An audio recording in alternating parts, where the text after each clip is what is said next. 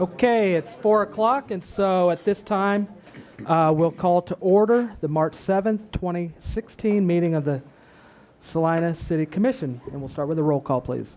Mayor Blanchard. Here. Commissioner Crawford. Here. Commissioner Davis. Here. Commissioner Hardy. Commissioner Ryan. Here.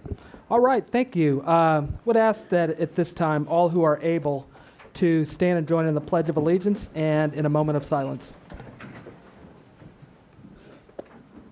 I pledge allegiance to the flag of the United States of America and to the republic for which it stands, one nation, under God, indivisible, with liberty and justice for all.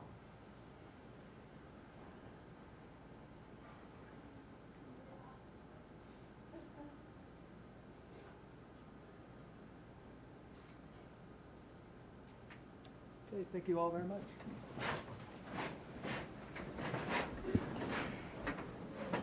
Okay, we'll get started with awards and proclamations. Item 3.1, the month of March 2016 is Women's History Month in the city of Salina. Carla Moore, Human Relations Commissioner, will read the proclamation. Great, thank you. Hi, Carla. Women's History Month Proclamation.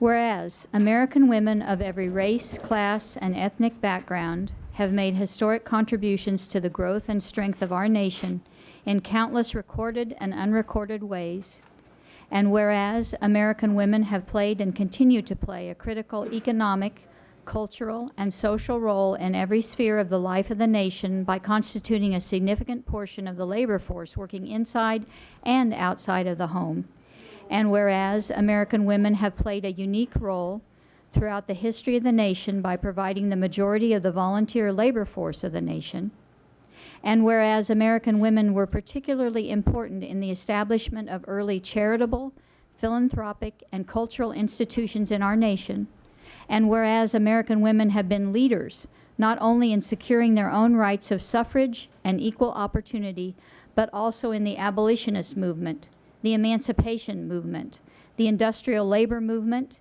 and the civil rights movement and other movements, especially the peace movement, which create a more fair and just society for all. And whereas, despite these contributions, the role of American women in history has been consistently overlooked and undervalued in the literature, teaching, and study of American history. And whereas American women of every race, class, and ethnic background served as early leaders in the forefront of every major progressive social change movement. And whereas, in honor of Women's History Month in Salina, the Salina Community Relations Department and Human Relations Commission will host a special event. The event will highlight women in Salina that have made a difference. Women will tell their stories and express the challenges that they face as they pave the way for future leaders of our community. So now, therefore, I, John Blanchard, Mayor of Salina, Kansas, do hereby proclaim the month of March 2016 as Women's History Month, and I urge all citizens to participate in this celebration and further resolve to enact the principles of equality and fairness, justice and freedom in our daily lives. In witness whereof, I have hereunto set my hand and caused the seal of the city of Salina, Kansas, this 7th day of March, 2016. John R. Blanchard, Mayor. Great, thank you very much. Can you tell us a little bit more about the special event? There will be a Women's History Month special celebration at the Salina Arts Center on March 31st at 5:30. March 31st at 5:30 at the Salina Arts Center to celebrate accomplishments of women in Salina. Jenny Bevan from Kansas Wesleyan University, the Honorable Judge Mary Thrower, Commissioner Lucy Larson, and the Reverend D. Williamston will be speakers for the event. Great. Is that free of charge? Yes. Excellent. Okay. Is there anything else that's going on other than we should just thank American women everywhere, because without them, many of us wouldn't be here. Yes. All of us. None of you will. So true. So, anyway, thank you for that. Thank you for serving on the commission, and thank you to the Human Relations Commissioners and Commission and Community Relations Department for helping with this as well. So I have your signed proclamation.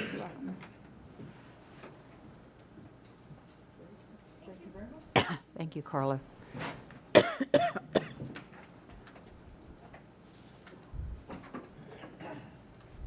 Keep thinking of that song by the Guess Who. Wasn't it the Guess Who? American Woman? American Woman. Good song.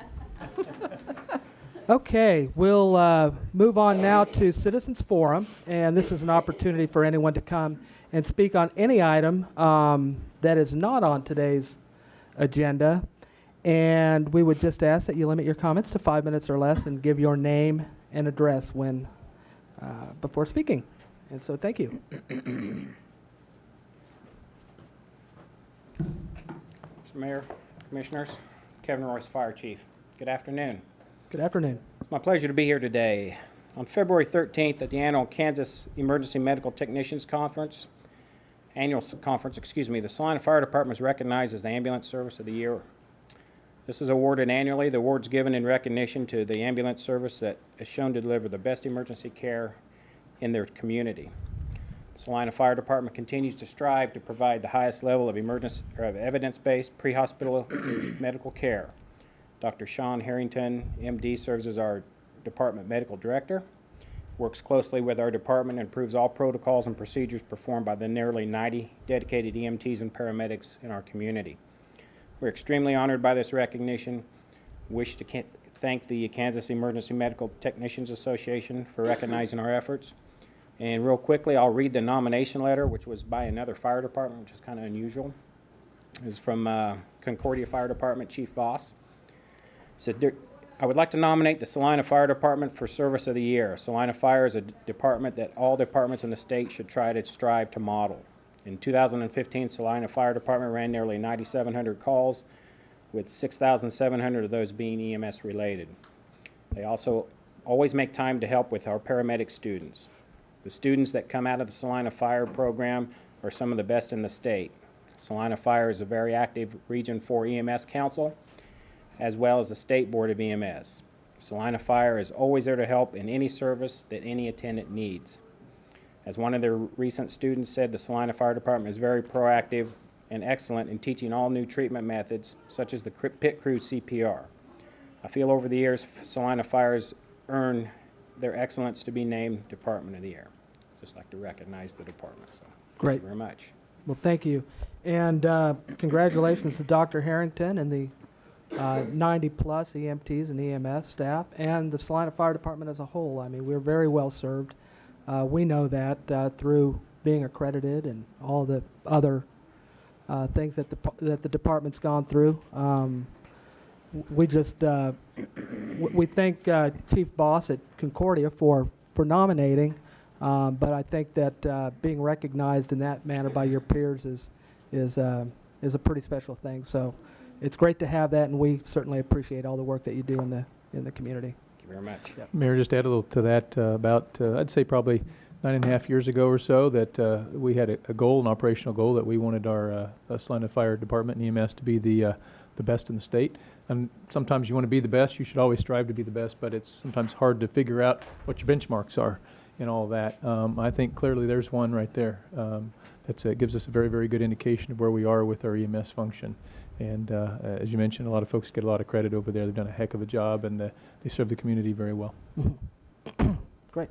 And Chief, welcome aboard. I think this is your first time here. It is. So- It is. Thank you, Mr. Mayor. And Ms. Crawford, I think we had the pleasure of sharing a meal at the League of Municipalities a while back. So Yeah, we've we met. did. It's I nice. thought you were the same one when Jason said. We had a real good dinner that night, It didn't was we? very good, yes. Thank you. This is a Welcome, pleasure to be here. Salina. Thank you. Okay. Great. Thank you very much. Great work.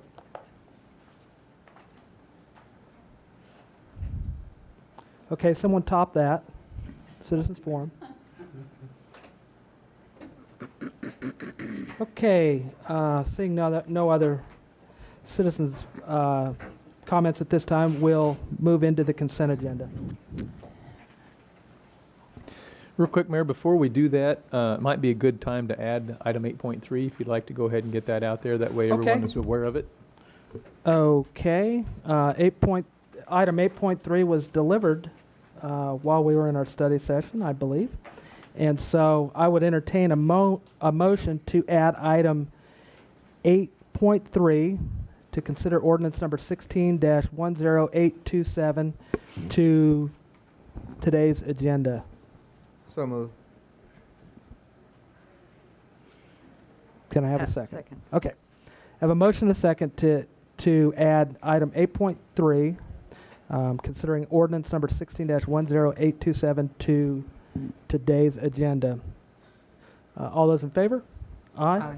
Opposed? The motion carries 4-0. So that will be at the end of the agenda today. So now we'll move, thank you. We'll move to consent agenda. Item 6.1, approve the minutes of February 22nd, 2016. Item 6.2, approve the minutes of February 29th, 2016. Item 6.3, authorize the purchase of TV truck equipment for wastewater collection from Mayor Equipment and Supply LLC in the amount of $63,830. And item 6.4, approve the purchase of 4 police package vehicles from Long MacArthur Ford in the amount of $101,524, and the purchase installation of ancillary equipment from KCOM Inc. in the amount of $41,674.70. Okay, thank you. Is there any item that any commissioner would like to have removed or amended on the consent agenda? I just have a comment about one, but not affect my Okay, decision on the issue itself. okay. Again, just regarding the 4 police vehicles to be purchased. I'll probably sound like a broken record, but came in off the freeway last night down at Schilling Road and got behind a black van and was going kind of slow, and I couldn't figure out why this guy wasn't moving. Turned out it was one of our police vehicles. The writing on the back of the vehicles is not reflective on the Ford Explorers. And fortunately, I was not in that much of a hurry and didn't start honking at him. It would have been very embarrassing. But, and another one, was sitting on this, I'm sure doing surveillance work. But I think if I was looking for a police vehicle, I'd have trouble spotting these. And None of the it's- decals are reflective in nature. Part of it is it costs considerably more to have reflective decals. That's part of the reason. We have tons and tons of lights on there when they're on. Obviously, you couldn't see when you're behind it. There's quite a bit of verbiage on the back of it. Were you farther from it, or? No, I pulled up. Well, I ended up pulling right behind him at a stop sign, at stoplight. But from a distance at which I would have easily been able to tell one of the, I guess the Crown Vics or whatever the older ones are, they would have said Salina Police on the back. I really could not tell. I mean, I've learned to look for them now. This is a little thin light across the top. But they don't stand out. If they're on the side of the, there's pros and cons of that. But there are times when citizens actually need to find a police vehicle. And at night, these vehicles are very stealth. Which, again, And again, there are times when you want it to be stealth. Commissioner, you're 100% right. I don't know if I can win here. What I'll say is that the light bars are low visibility. That's just the nature of the industry. They're making them lower and lower visibility. Part of it's better gas mileage. Part of it's less visibility. Right. And when they come on, they're not less visible. They're phenomenal when they're on. But they Quite. are very low visibility, mainly for drag and appearance and possibly to be stealthy. I don't know about that. But everything's getting smaller and brighter as far as the lights. The decals, sure, we can look into making those reflective, but again, that's considerably more if you want the whole wrap reflective. That's considerably more money to do that for each car, and we have roughly 18 cars, so you'd be talking some money, but I mean, it's something we can look into. I have Fortunately, not heard that complaint before, previously. right? Yeah, I know. I do myself like a broken record. Fortunately, my lifestyle is such that usually I would be looking for a police car because I wanted to find him rather than looking for one because I didn't want him to find me. But and I understand the pros and cons of being visible and less visible, but I think they're if they could be somewhere in the middle. Because I think there are times when I would really want to find a police vehicle, and these, and again, they fit in great, which is great for certain types of police work.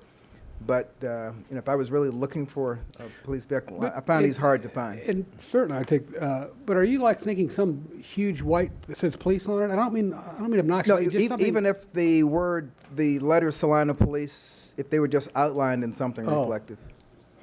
Okay. So that if, from 100, 150 feet back, have my headlights on, I can tell, oh, there's a guy. And are you primarily concerned about the back or the sides or all of it? The back. Okay, I'll More. look into it, yeah. Yeah. Fair enough. Well, you said you couldn't win. That looked like a win. No, actually, I will make a since you're here, I'll make a comment that these vehicles came in nearly $11,000 under budget, and Long MacArthur, which was a local dealer, was the low bid and got the contract. So that's Right. right. So I think there was plenty of wins there. So Okay. okay, great. Okay, so all in favor of approving, or did I have? I did I have a move we motion? approve the Okay. consent agenda. Okay, and do I have a second? Second. Okay, motion and a second to approve the consent agenda. All those in favor? Aye. Opposed? That motion carries 4-0. We will move to administration business. Item 7.1, second reading ordinance number 16-10820, requesting the vacation of a 10-foot wide north-south public utility easement that abuts lots 89, 91, 93, 95, 97, and 99 on Fifth Street, and lots 90, 92, 94, 96, 98, and 100 on 4th Street, all in the original town of Salina, Saline County, Kansas, and a 10-foot wide north-south public alley that is located between 5th Street and 4th Street, between Ash and East Iron Avenue in the original town of Salina, Saline County, Kansas, less the south 475 feet thereof, to allow construction of the downtown Fieldhouse project in that location. Okay, thank you. Ordinance number 16-10820 was passed on first reading on February 22nd, 2016, and since that time, we have received no comment. Is there any public comment present today? Okay, and seeing none, I'll bring it back to the commission for action on this item. Mr. Mayor, move adoption on second reading ordinance number 16-10820. Second. Okay, I have a motion and a second to adopt on second reading ordinance number 16-10820. Are there any further comments or discussion at this time? Okay, seeing none, I will take a roll call, please. Commissioner Crawford, Aye. Commissioner Davis, Aye. Commissioner Ryan, Aye. Mayor Blanchard. Aye. Motion carries 4-0. Item 7.2, second reading ordinance number 16-10822, requesting approval of Article 4, Division 14 of Salina zoning ordinance by amending the C4 district regulations to add bowling alleys to the list of permitted uses in Section 42-302 of the C4 district regulations. Okay, thank you. Ordinance number 16-10822 was passed on first reading also on February 22nd, 2016, and since that time, no comments have been received. And we will take public comment on this item, if there is any. And seeing none, we'll bring it back to the commission for action. Mr. Mayor, I move we approve on second reading ordinance number 16-10822. Second. Okay, I have a motion and a second to approve on second reading ordinance number 16-10822. Is there any further discussion at this time? Okay, seeing none, we'll have a roll call on this as well. Commissioner Crawford, Aye. Commissioner Davis, Aye. Commissioner Ryan, Aye. Mayor Blanchard. Aye. Motion carries 4-0. Item 7.3, second reading ordinance number 16-10823, requesting the amendment of Section 42-410D and Article 7 Plan Development District of the Salina zoning ordinance to clarify the status of conditional uses in planned commercial districts. Okay, thank you. Ordinance number 16-10823 was passed on first reading February 22nd, 2016. Since that time, no comments have been received. Is there any public comment at this time? And seeing none, we will bring it back to the commission for action. Mr. Mayor, move adoption on second reading of ordinance number 16-10823. Second. Motion and a second for the adoption of ordinance number 16-10823 on second reading. Is there any further discussion at this time? Okay, seeing none, we'll have a roll call again. Commissioner Crawford, Aye. Commissioner Davis, Aye. Commissioner Ryan, Aye. Mayor Blanchard. Aye. Motion carries 4-0. Item 7.4, second reading ordinance number 15-10810, requesting approval of zoning change from R2 district to PDD Plan Development District and the approval of a preliminary site development plan for proposed entryway improvements for the Bicentennial Center, including an electric message center sign to be located at the southwest corner of South Ohio and the Midway. Okay, thank you. Ordinance number 15-10810 was passed on first reading November 2nd, 2015, and since that time, there have been a few changes made on that. So we'll get sort of an update on that from Mr. Andrew. Just wanted to clarify for you the reason for the delay or period between the first and second reading is we wanted to get a clean development plan that didn't show anything else on it but the sign. So the only thing that is subject to the planned development district on that lot is the location, the size, the height, the dimensions of the sign.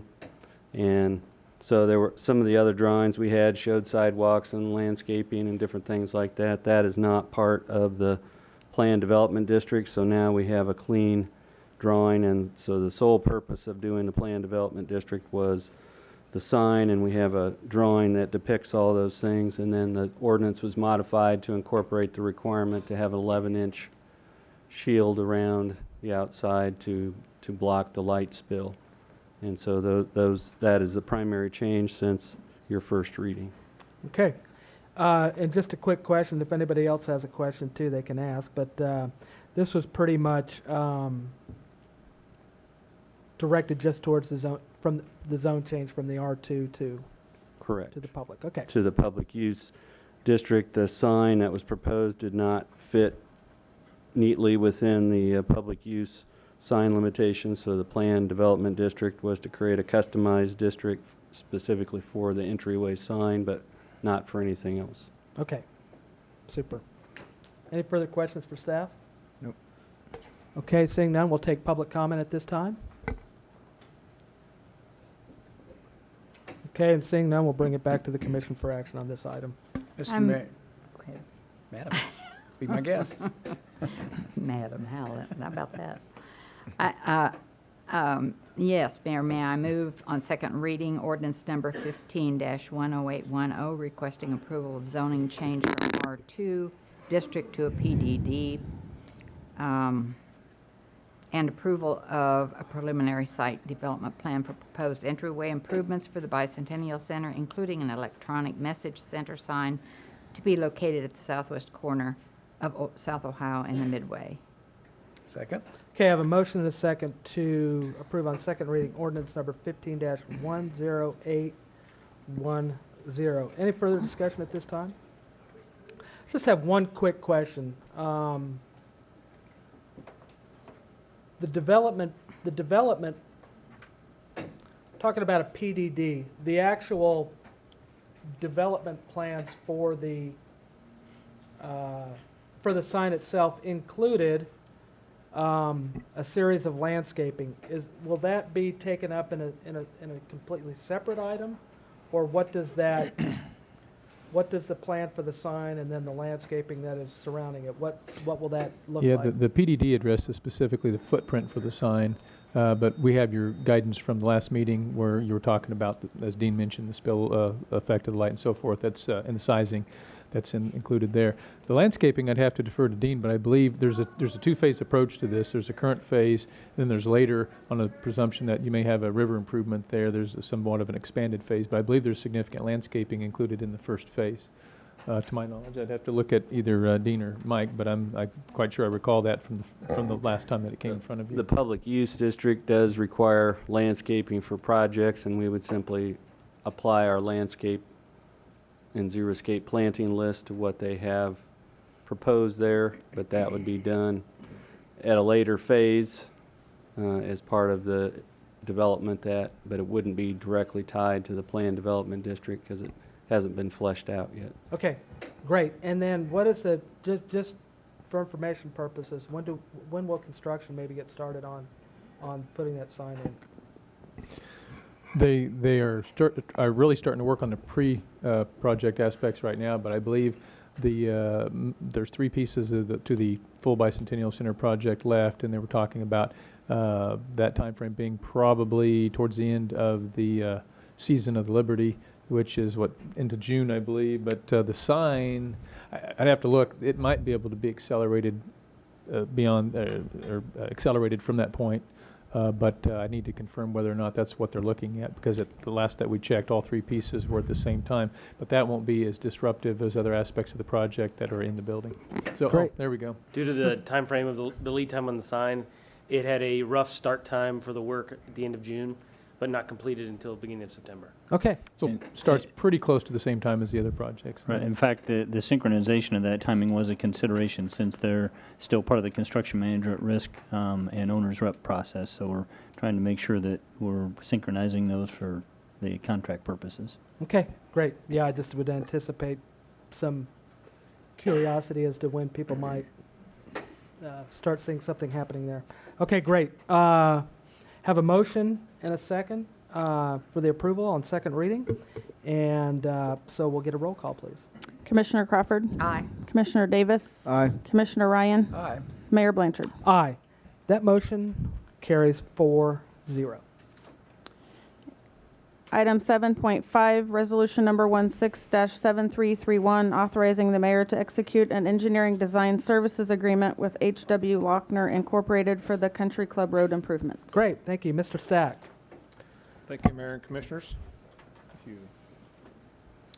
This is a project needing of major maintenance, and Marymount Road from Iron Avenue here to Country Club, and then Country Club from Marymount all the way to Eastboro. It's a old section of, it's an old concrete road underneath the asphalt that's there. It's been there a long time. The asphalt overlay is needing repaired, and so we've gone around and around as staff on what's the best way to repair this. It's really expensive, of course, to haul it out and put in a new road, as we know, and so we've the last few years with budgets and trying to figure out what we could do to minimize or lower the cost some. So we came up with kind of an overlay approach where we would end up repairing what we can, improving what we can, fixing the curbs, putting a sidewalk in where there isn't one. There is some areas where there is sidewalk, but not for the whole distance. And then, the base is decent with concrete. It's usually a pretty good base. If we can figure out a way to get a good layer of asphalt in there and bridge it and smooth it up with any kind of patching needed, that would be the hope. So that is what we are looking to Lochner here to help us with. Let's see, we've kind of estimated the first 500 feet, which is right in here. That section is needing curbs on both sides of the road and a sidewalk.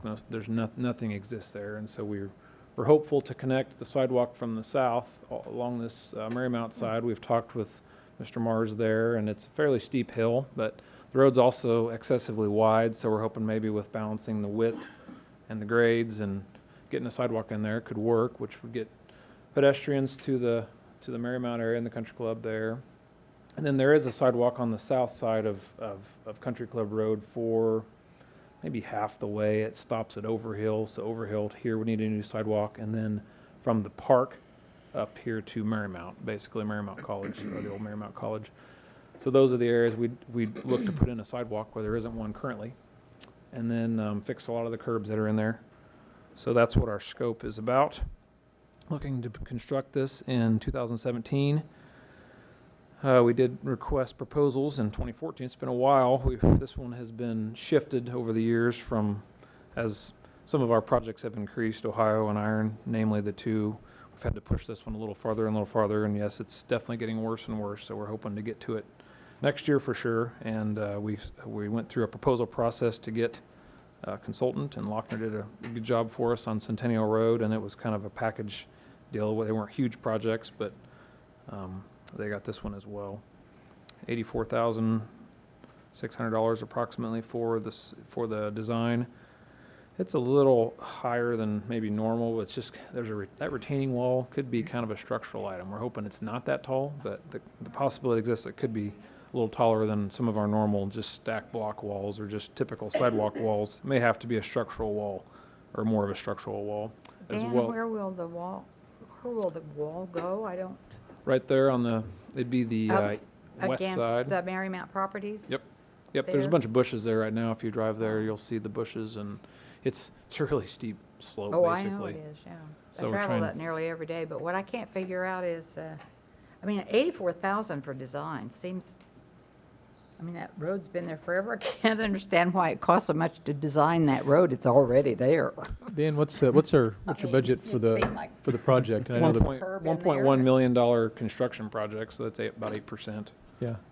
So that we felt like that was, I mean, just looking at like I said, the retaining wall, these intersections, they all are somewhat misaligned. I mean, they work, but they're wide and they're overly sized for trying to look back and see a car. So we're going to look at the intersection geometry for a couple of intersections, as well as the geometry around this corner, the design speed, and then it's kind of an overly wide corner. So we figure we'll do some modifications and some delineation of the actual road. So it's not just one giant expansive pavement, especially for pedestrians to cross, so you don't have to cross a huge expansive pavement. And then we'll delineate the driveways there, separate the country club and the Marymount properties as well as the parking that's there. So we see just a little more design in that regard.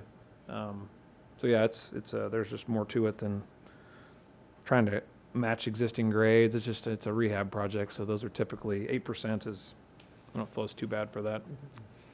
Would this would be a regular width sidewalk, not a bike lane Well, type sidewalk? We were going to look at, this would have bike lanes on it. It is a bike route, so we'll have to make it wide enough for bike lanes Okay. on the road. The sidewalk is a question. We've wrestled with that quite a bit. We thought we would bring that back to you with a concept study session in the next month or so. Kind of look at we've already surveyed it, so we've started, city staff has already surveyed it, so they'll be able to start looking at some of those options fairly quickly and get some estimates back to us and some options to see, okay, can we afford that? Do we want that? Where would it go if we put a wider sidewalk there? Would it go on the south side that would, cut into people's yards? And there is already a sidewalk there, so it'd be a lot of extra work to remove it and put in a new one, but it is it's kind of a once in a lifetime project really, or once in a 50-year project. So if that's what we want to do, we can. We could try to put on the north side. There's room there, but it is near the golf course and it's more challenging terrain.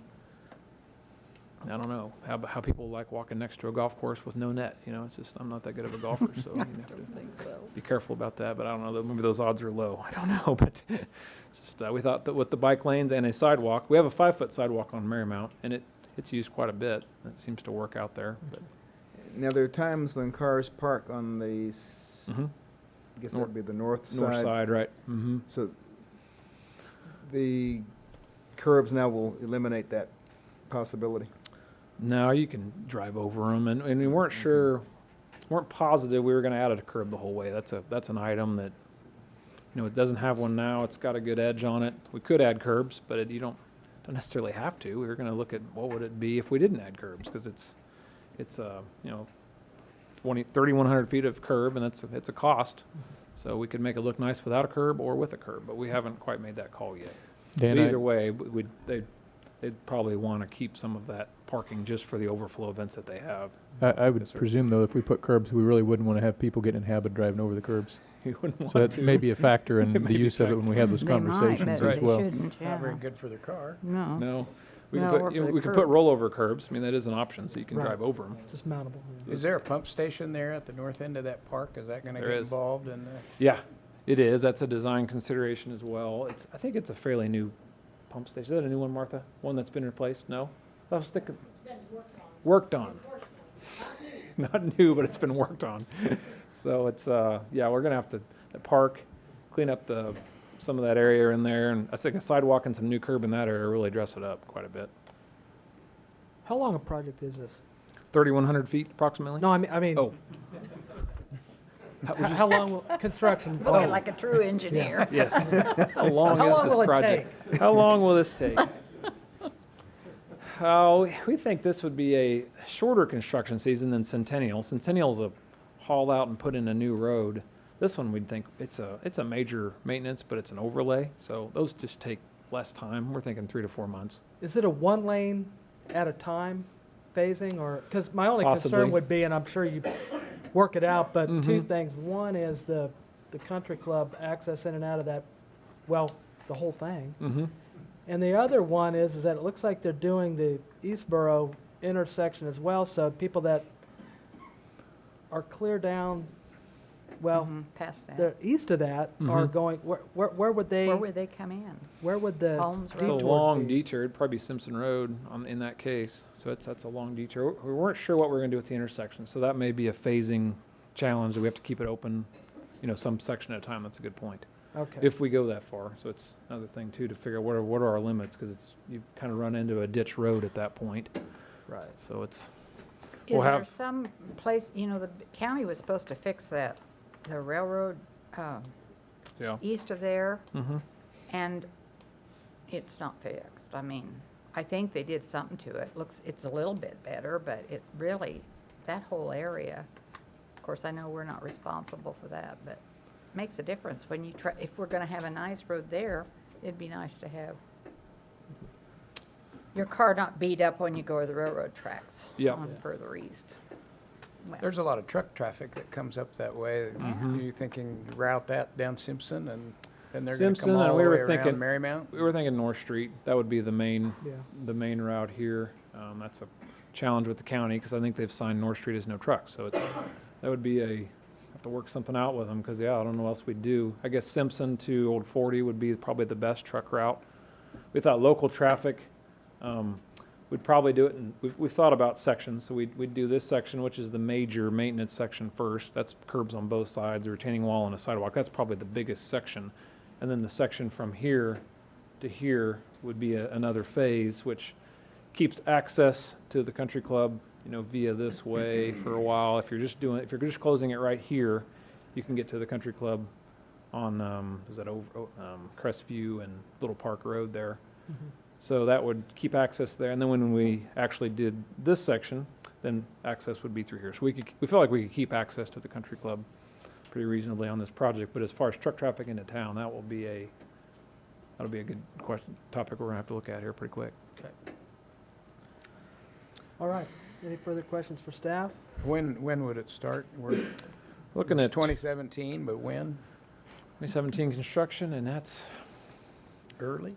I don't know. We want to get the plans done because there's a lot of utilities in here, and really we have to meet with a lot of property owners and the country club and Marymount and get it designed. So our plans show us getting done with them in early December. So we could bid it any time after that, and it's a little bit. I don't know if you've read the paper lately, but it's a little bit of the county actually right now is trying to guess when the asphalt prices will be the lowest. So it's you can kind of gamble on that. I don't know. It was an interesting discussion because we bid ours early, and I don't know if we got the best price on asphalt, but it is you want to really, this is an asphalt, this will be an asphalt project, so we'll want to bid it the time when the asphalt guys can do it, which will be, usually it's more summer than it is early spring in that case. So I would think we'd wait till maybe summer, but we'll have to see about that next year, looking at workloads. And sometimes it's easy to bid early, but also put the schedule out farther, so we could possibly do that. Okay. Summer gives you the longest days and the best weather for it, basically. So, Especially there if your several- detours are on gravel roads. So. yes, that's true. Were there several other design firms that bid this, or? Yeah, and they're at a qualifications-based selection, so we had Wilson Company and Caw Valley and most of the So all local were in firms. that same area, general area, Mhm. 80-some thousand. Yeah, they all had a lot of different ideas on, overlaying a concrete road. Should we put, something over the top of it? Lochner came up with kind of the best approach, looking at a geogrid over the concrete with asphalt over the top of it to try to minimize the reflective cracking that comes up when you overlay a concrete road. It's typically the cracking is going to reflect through eventually, but if you can mitigate it some, they kind of had a neat approach for that. So that was one of the reasons that we selected them. All right. Okay, thank you. Thank you. We'll accept public comment if there's any at this time.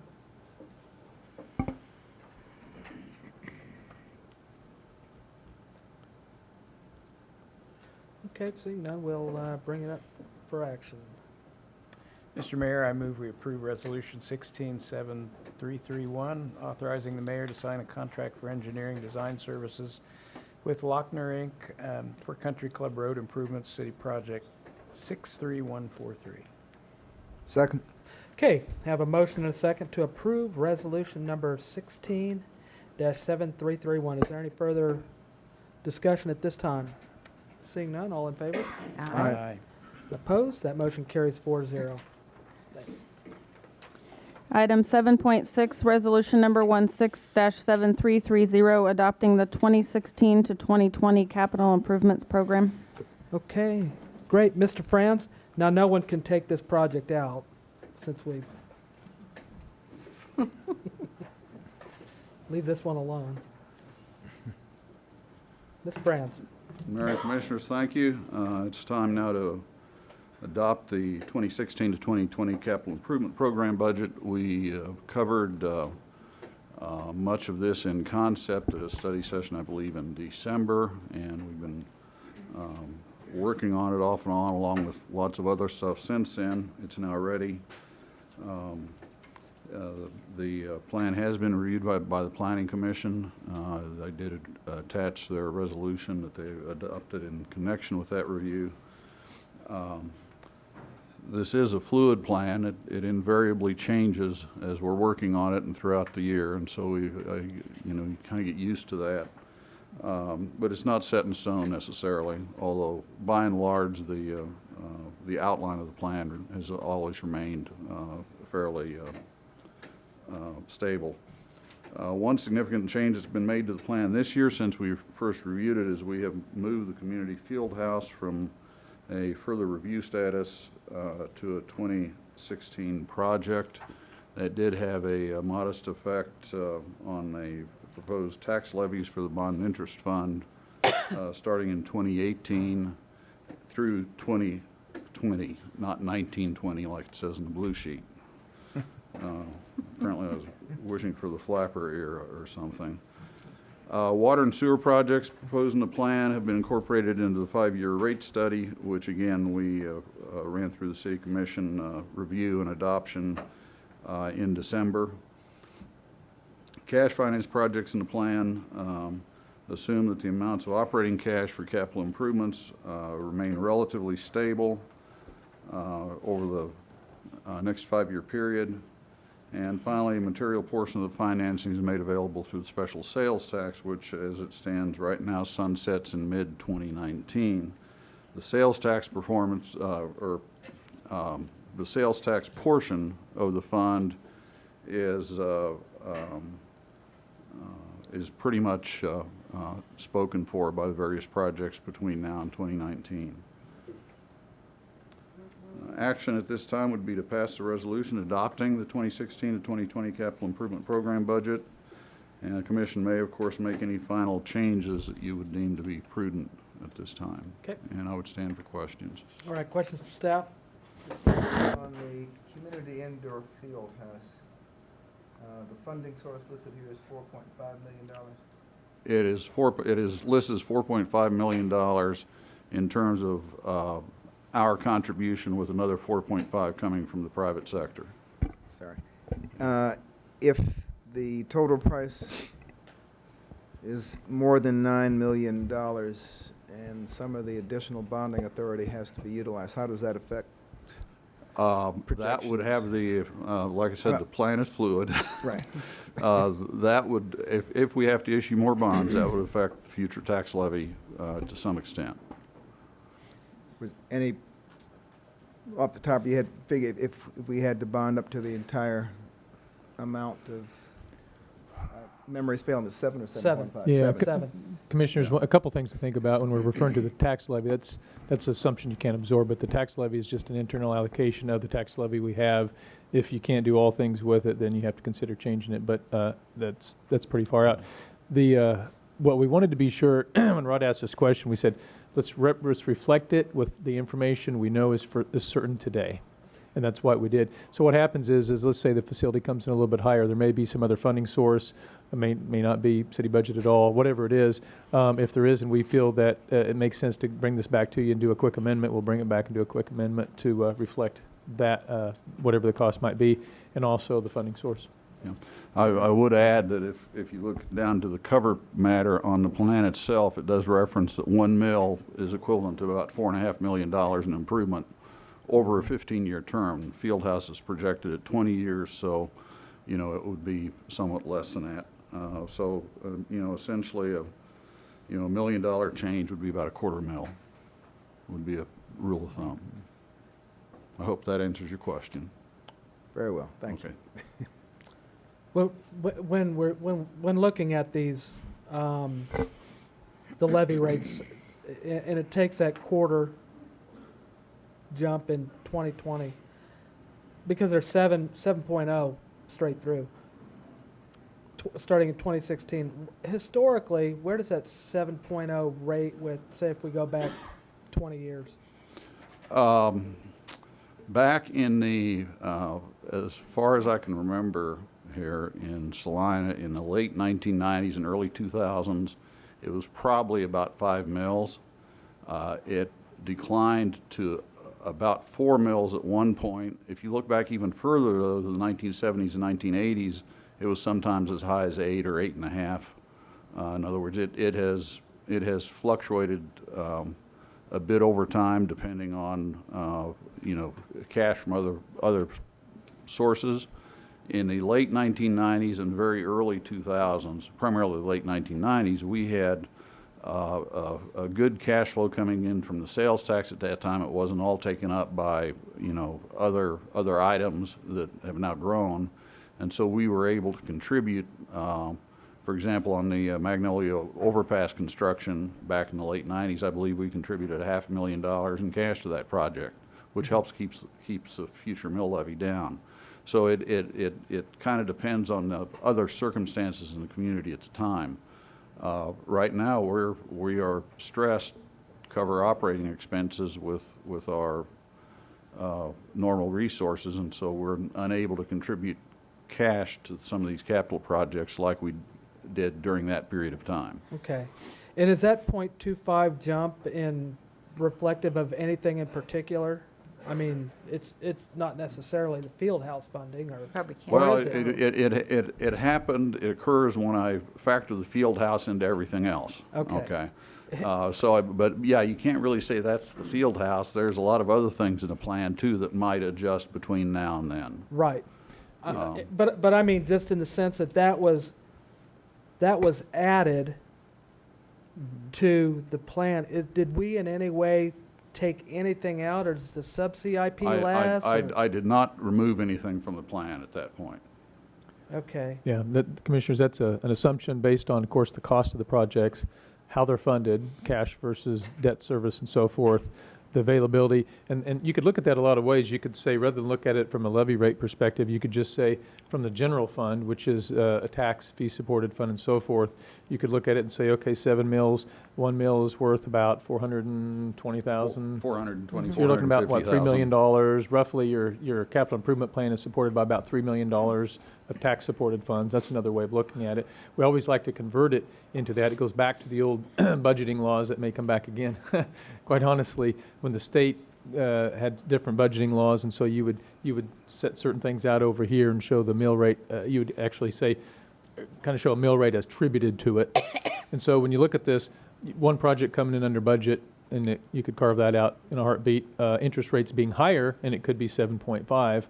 So there's a lot of assumptions built into the pro forma. So Rod kind of puts all the assumptions into the pro forma, and then it kind of kicks that out in essence. Yeah. Okay. But when you're within a quarter, it's almost Okay. not. It's nominal. It's not really. Well, I just asked the question because it seems that if we're wanting to add something in that we hadn't planned on, I tend to like to try to find something that we might be able to take out, or Yeah. is there nothing that, what are the feelings on what's expendable here? I mean, obviously everything is, but Yeah, it's. I mean, again, that would be appreciable, at least enough that it would make it worth the Yeah. trade-off. One way to look at it is to look at basically your total general fund budget. You look at everything in there. You have your operating budgets, which is a good part of it. You have your debt service, which is a good part of it, your cash capital, all of that. And you say, okay, what is our revenues in excess of our expenses projected to be, let's just say for 2016. Okay, at the end of 2015, roughly a little over a couple $100,000 to the good. I believe that's correct, isn't it, Rod, when we looked at the year end? Yeah. Not audited, just kind of the fairly rough, but 200,000 to the good. So let's presume that at the end of 16, that's an act that we're at least, well, maybe the same, 200,000 to the good. Now, I can't say that for sure at this point, it's too early, but if that was the case, you could say, oh, there's theoretically, if you were meeting all of your financial goals with that, in other words, if your fund balance has hit its target, if you were anything else that you'd like to do operationally is being satisfied, you would say, oh, there's a couple $100,000 extra above and beyond a balanced budget that we could allocate to something else. And so then you'd have excess dollars. It would be looked at as excess. At this point, it's a question of each year. It's positive. Our trend financially in the general fund's positive, but it's a little bit narrower 15 year in than I thought it might be. Actually, I was expecting a little bit more than 200. So you are correct in the sense that if you said, okay, there's a major project and you, let's just say a $1 million project or something that you could attribute a debt service to say that I wanted to add a $1 million project in, you're correct in that the proper thing to do would be to take something out first, because we would say for this year or even next year, with what we know, we don't know that you could absorb it very easily. And then you might be able to, but we just don't know it yet. Right. We're pretty even right now. Okay, because we went through that whole process during the budget Yes. process on our annual budget, and because it kind of goes back to, would we normally, if we hadn't added the field house in this year, would we be probably looking at 2015 or 2020, where we're looking at about 6.5% or 6.5 mils, because I believe it was No. 6.5 to 6 3/4 okay, through all that right, period. that's what I was getting at. Is Yeah. that Yeah, it you had wasn't- around a $300,000 debt service based on $4.5 million. Okay, so we weren't Yeah. like projecting it to Well, be and- 7, No, 7. It was less. No, Okay. it was a little bit Okay. less than that. And you have to realize that when I do that projection, I round it to a $0.25 simply for a matter of convenience. So Okay. there's a little bit of rounding there. Because it's about what, 3/4 of a mil for the 4.5 million? Yeah. About 3/4 of a mil. Yeah, that's about right. Okay. Well, Well, I think yeah, there's some okay. things on here we could take out if we wanted to. I mean, the East Are you- Crawford Recreation Area lighting is $425,000. We could Well, I take wouldn't that take that out shift it because, around. Well, yeah, but that, there's- Commissioners, if- you can no take matter what I everything out. mention, you I'd could make say a that. recommendation that if you are serious about taking anything out, we have a study session and talk Right. through the projects. Because, for example, I can address most of those. Our lighting appears fine, but it doesn't meet current lighting standards. It's at an age where we have issues with reliability. And when you have lighting, it's expensive. When you replace it, it's expensive. But at some point, you have to replace what you have. So we think that we've gone probably even a little further than the real life of what that replacement should be. So, but you could take, that's just an example. You could take any of those projects. I would say that if there's something that you would like to add, that you know that you have consensus on, that you'd like to add, and you're asking about the affordability and what could come out, that's a little longer conversation we could have tonight. well, and I brought it up knowing that, being that we have 5 years worth of projects to look at, it's not necessarily what do we take off of this 2016. And, Well, and I the other don't thing is when Rod says it's fluid, a lot of aspects are fluid. For example, when you approve your budget, and in this case, your capital improvement budget, you have the ability at any time to say, staff, can we bring that back as long as we haven't committed financially to a project, we haven't bid a project and, bonds or whatever that might be. You have the ability to amend your capital improvement plan at any time as Right. well. So please keep that in mind. And I think it would be a good thing to do once we do end up getting the final price for the field house, bonding for that, knowing exactly what that is instead of that floating. Yeah, any time, whatever project it might be, doesn't really matter. If you're going to get a major surprise in here, we'll bring back the broader conversation, because again, you have to decide if there's another funding source, and if it is a tax-supported source. If it isn't, it's not necessarily relevant, but if it is, then what effect does it have on the capital improvement plan, and what would you need to do to absorb it? So certainly, we would bring that back if that was an issue with that or any project that we have. Okay, great. Any further questions for staff? Nope. Okay, no more questions? Great, thank you. And we'll open it to public comment at this time.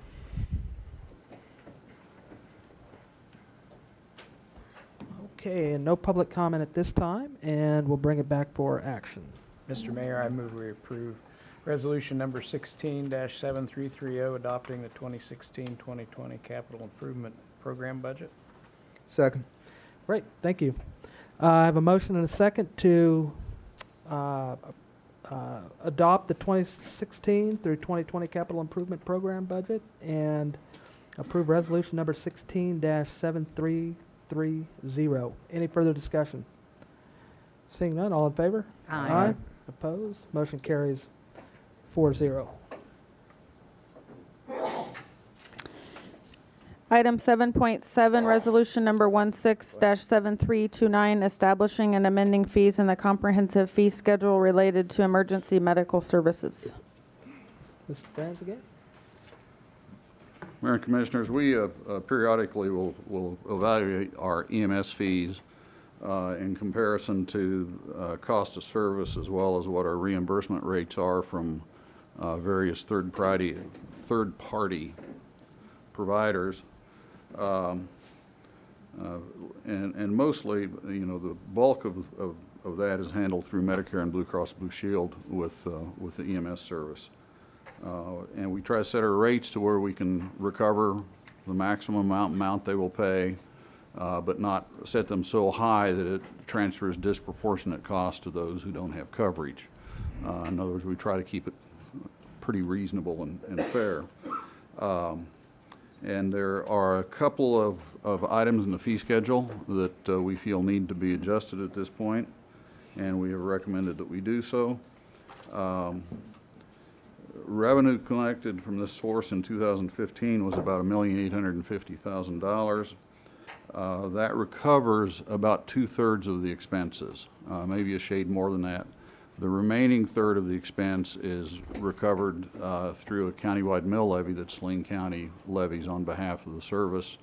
And they typically will pay a somewhat of an operating supplement as well as they purchase the ambulances, which cost us on the order of, you know, $190,000 to $220,000 each, depending on the circumstances.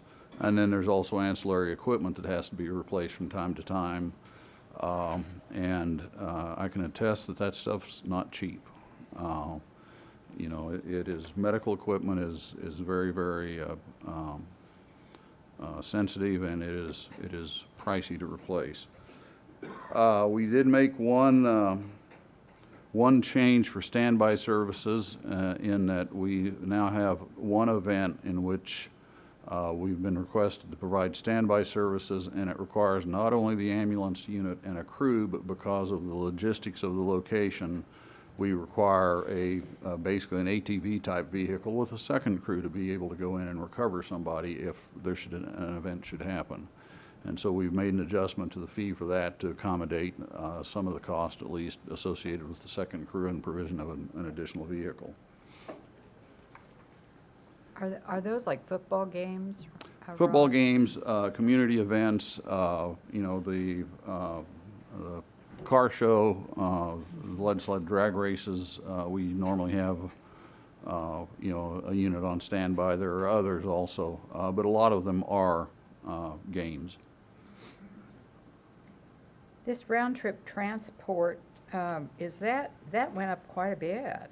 I mean, is that, I understand what that's for, but does Medicare cover any of that? No. Depends on the circumstances, I think. You know, and I couldn't sit here and tell you what Medicare covers, doesn't cover. It really depends on what they consider to be medically necessary. And, you know, it is possible they might cover a round-trip transport. As long as it's just not just, and if they use some sort of medical care with that person, probably. Yeah, and it depends. If this is the only way that person can be transported, and there are not alternative ways that might be less expensive, then they may cover it. The attempt there was, I think, to bring the round-trip transport in line with the one-way transport, and essentially make the fee proportionate. Now, the round-trip transport would, of necessity, also incur a waiting time, assuming the person's only being transported Yeah, for assuming they had a to wait reason, for an yeah. extended period of time, yes, it probably would. Only reason I'm mentioning that the description says that they're returned during the same trip. Yeah, So, yeah. And to be honest with you, I'm not sure how those occur. I suppose there could be waiting time. I can't imagine that you take somebody and return within 5 minutes. 5 minutes, You know, that's just not the way it works, so. The, in the blue sheet, you have the total revenue collected in 2015 was $1,850,000. Roughly, yeah. What does that equate to in a cost recovery? Like, is that It's about 2/3. about 2/3? Yeah. Okay. 2/3 of the expenses that we charge directly to the service.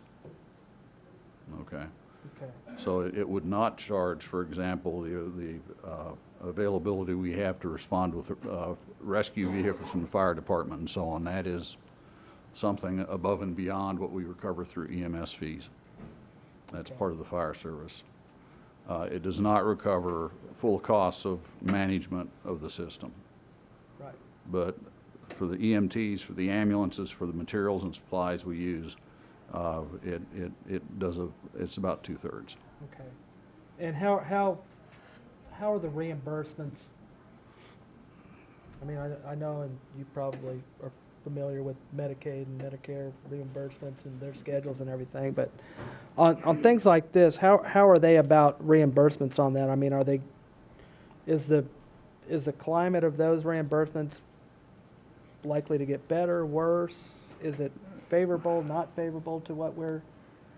It depends in part on the provider. Medicare, Blue Cross Blue Shield pay fairly quickly if you get the paperwork submitted correctly, you get all the right codes in the right locations, and you've got to meet their standards. And if you code the service for the right stuff, the turnaround is relatively good.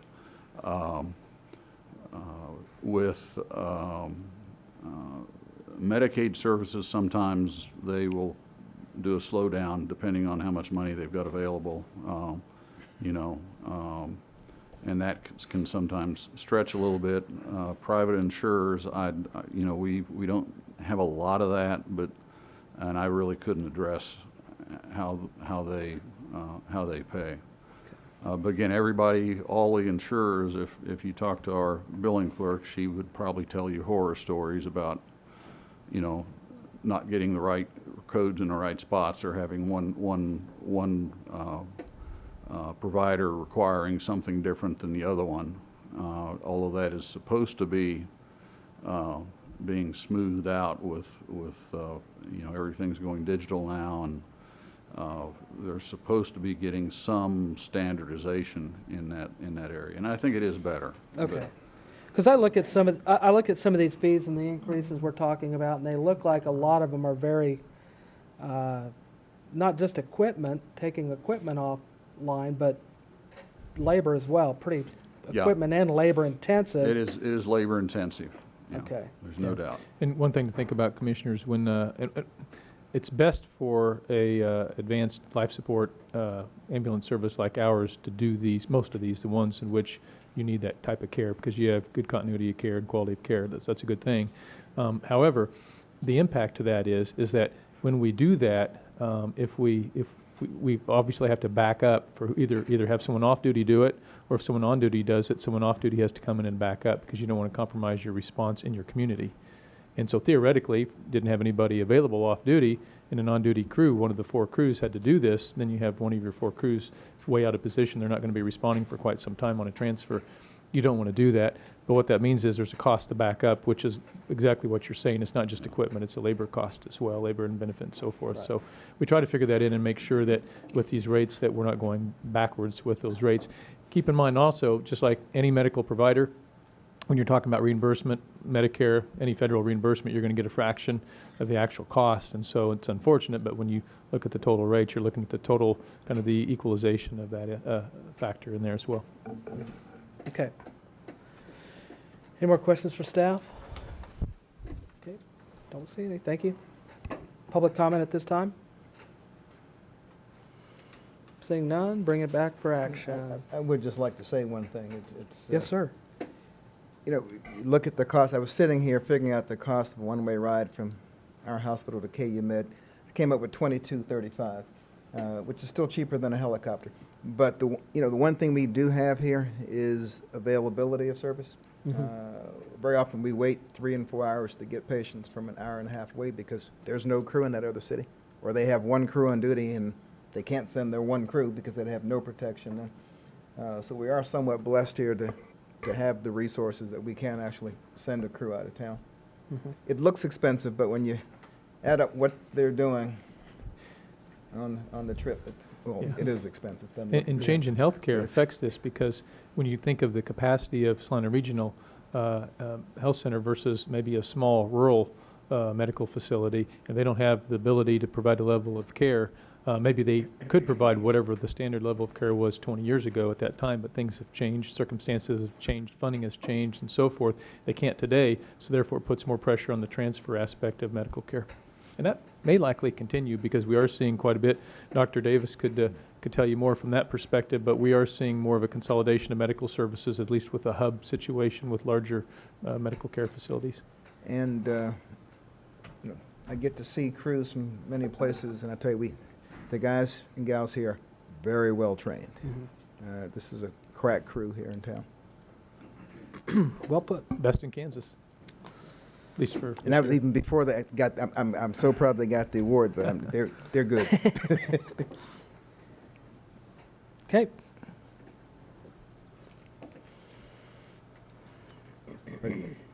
Oh, okay. Move approval of resolution number 16-7329, establishing and amending fees in the comprehensive fee schedule related to emergency medical services. Second. Okay. Motion is second to approve resolution number 16-7329, establishing and amending fees in the comprehensive fee schedule relating to emergency medical services. Any further discussion? Seeing none, all in favor? Aye. Opposed? Carries 4-0. Item 7.8, first reading ordinance number 16-10825, granting a telecommunications franchise to Nextech, Inc. Mr. Gage. Thank you, Mayor and Commissioners. I think this will be a fast, easy one for you. Cities historically provide franchise agreements for services in which the utility, a private utility, would need to use the public right-of-way in accordance with state law and local regulations that you're allowed to have under state law. We've done that before with our typical electric service, gas service, and so forth, but also with telecommunications. Nextech is requesting a telecommunications franchise.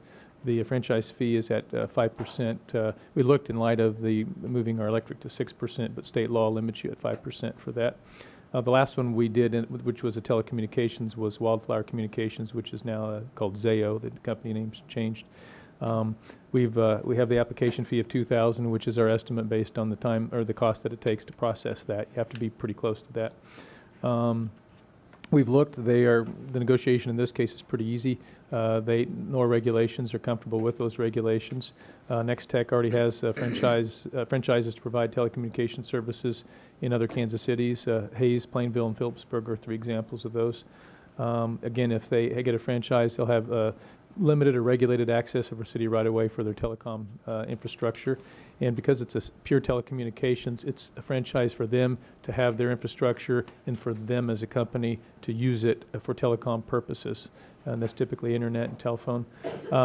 It is not what you'd call a competitive infrastructure provider. The difference is putting it in the ground for someone else to use, whether you sell it or lease it. That's a different. Now, if they wanted to do that, they just need to come back. We could look at amending the franchise. It's not a big deal, but this is specific to the service being provided.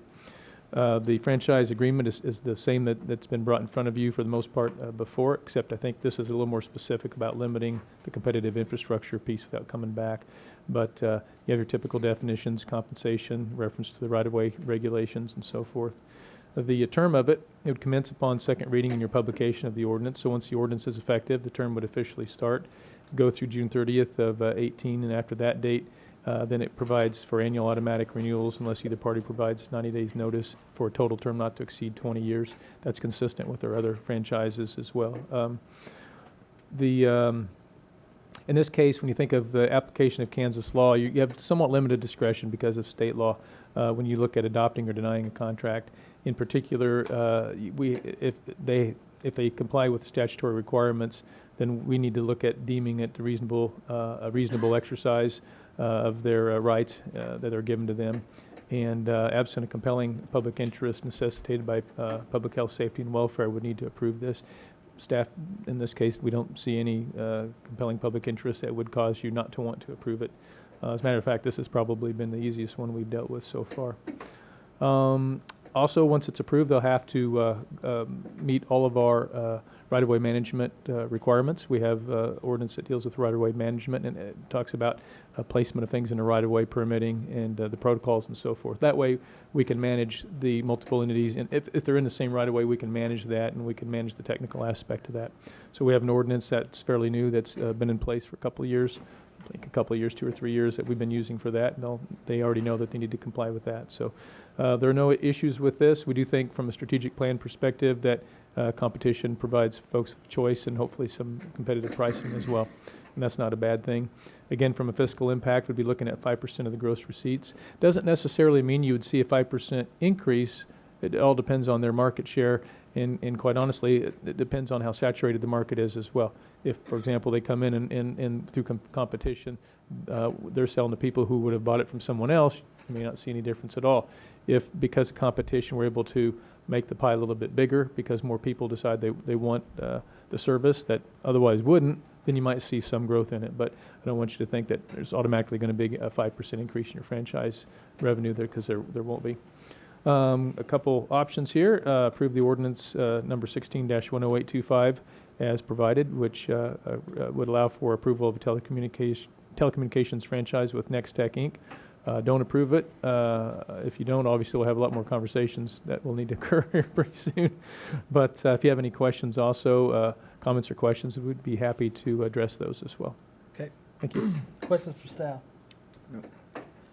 Quick question in regard to telecommunication franchises. I know that and I don't know if it was Willow, if it was someone else, but maybe if you could help me out with, when we redid the management, right-of-way management stuff, I know there was quite a bit of concern over the units that were put right on the pole with the box, and then the distributed antenna systems, the DAS, the small. Okay, yeah, the DAS. Would that have any? Would they be involved in any of that type of right-of-way type work? No, I don't, that's not what they're asking for in this particular case. Okay, so, okay. Yeah. All right. And if they do, I mean, we have our regulations in place, and we do have a co-locating requirement. It's all circumstantial. We have to look at the circumstances. Just to make you aware, the state legislature has been dealing with the bill that would try to strip some of the local discretion and authority to deal with that. Mm-hmm. And we've communicated on that bill, and we've said, we get the need for competition. We know everybody loves the services that they get. We get all of that, but people just don't like seeing those in their neighborhoods. So stripping us of that ability to require something as simple as co-location or some reasonable regulations on size, placement for need, or somehow disguising them a bit. We don't go too far with that. We would like to preserve those rights. Okay. Yeah, I know that I've heard from some constituents on that it was troublesome, and so I just wanted to, I like the answer that it's not involving that. Just I think there might have been a concern that there would be some proliferation of those, and they'd be popping up everywhere with the more franchises you get involved with that. So I appreciate that that's not a concern here. So, okay, great. Any further questions for staff? Okay, seeing none, we'll take public comment at this time if there's any. Okay, and seeing none, we'll bring it back to the commission for action. Mayor, I move we approve ordinance number 16-10-825, which provides a telecommunications franchise to Nextech Inc. Second. Okay, thank you. I have a motion and a second to approve ordinance number 16-10825, which provides a telecommunication franchise to Next Tech, Inc. Any further discussion? Seeing none, all in favor? Aye. Opposed? Motion carries 4-0. Item 7.9, restrictions on the use of spring steel animal traps in the city limits. 7.9A, first reading ordinance number 16-10826. 7.9B, declare a compelling public interest exists to allow first and second reading of the ordinance on the same day. And 7.9C, second reading ordinance number 16-10826. Great, Mr. Toich. Thank you, Mr. Mayor and Commissioners. This action requests the adoption of the ordinance to allow our flood control foreman, who is now a licensed fur harvester, to work with the director and the employees of the animal shelter, one employee which is also a licensed fur harvester, to work under a recently acquired agreement with the Kansas Department of Parks and Wildlife to perform animal control on our levee system. This may include methods up to and including the use of spring steel traps. This would not be the only method that is employed for the removal of any such animals. During a recent inspection, our flood control supervisor found multiple holes in several different locations on the east and southern portions of our levee. In particular, the levee parallel to South Ohio from Waterwell to Mentor, there are 5 large animal holes. An area south of East Schilling Road near Johnson Sand, there are 3 large holes. And just off of Centennial Road, south of Vortex, where the levee runs out and runs into agricultural property, there are 6 additional holes. These holes are significant and they cause a tremendous amount of damage to our levee system. At best, it would result in an M rating from the Corps of Engineers on an inspection. At worst, they would cause what is called piping, where when the levee is under pressure from water, will go to the easiest place and it would fill those holes and very likely cause catastrophic levee failure, or could cause catastrophic levee failure at worst. As a result, staff believes it is essential that we begin trapping these large animals, which we now believe to be badgers, or any animal that might be occupying those holes, as quickly as possible. The holes are typically 2 to 3 feet deep, anywhere from 5 to 30 feet long, and up to a foot in diameter. So you can imagine the damage that this causes to the levee. I want to emphasize that we are not simply planning to immediately deploy spring steel traps on the levee whenever a large animal hole occurs. One of the first and most important things that we would do is look at the food source. Since 2009, we have trapped 707 pocket gophers. We average about 101 pocket gophers a year, and over the last 3 years, those numbers are drastically falling. And that is largely due to successful trapping efforts. It seems that we have a new food source, voles.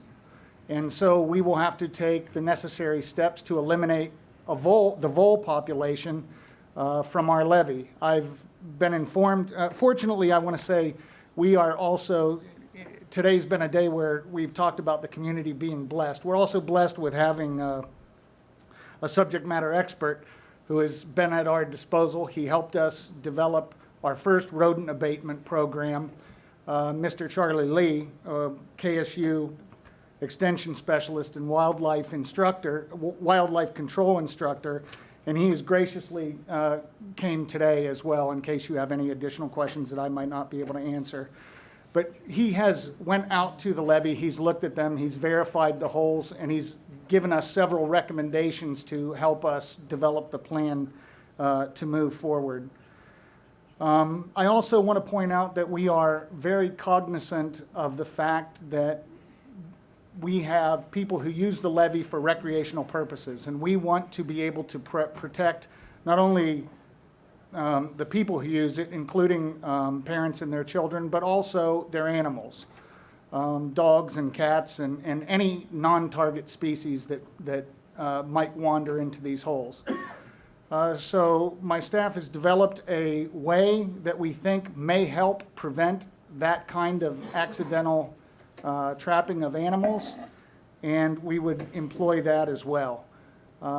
Prior to employing the steel traps, we also intend to live trap the areas to help capture any non-target species, dogs, cats, or any other creature that might decide to try to use these holes for either temporary or permanent lodging. And I think, and then once that is complete, the levee is, the levee takes a great deal of time to repair. We will have to scarify that area.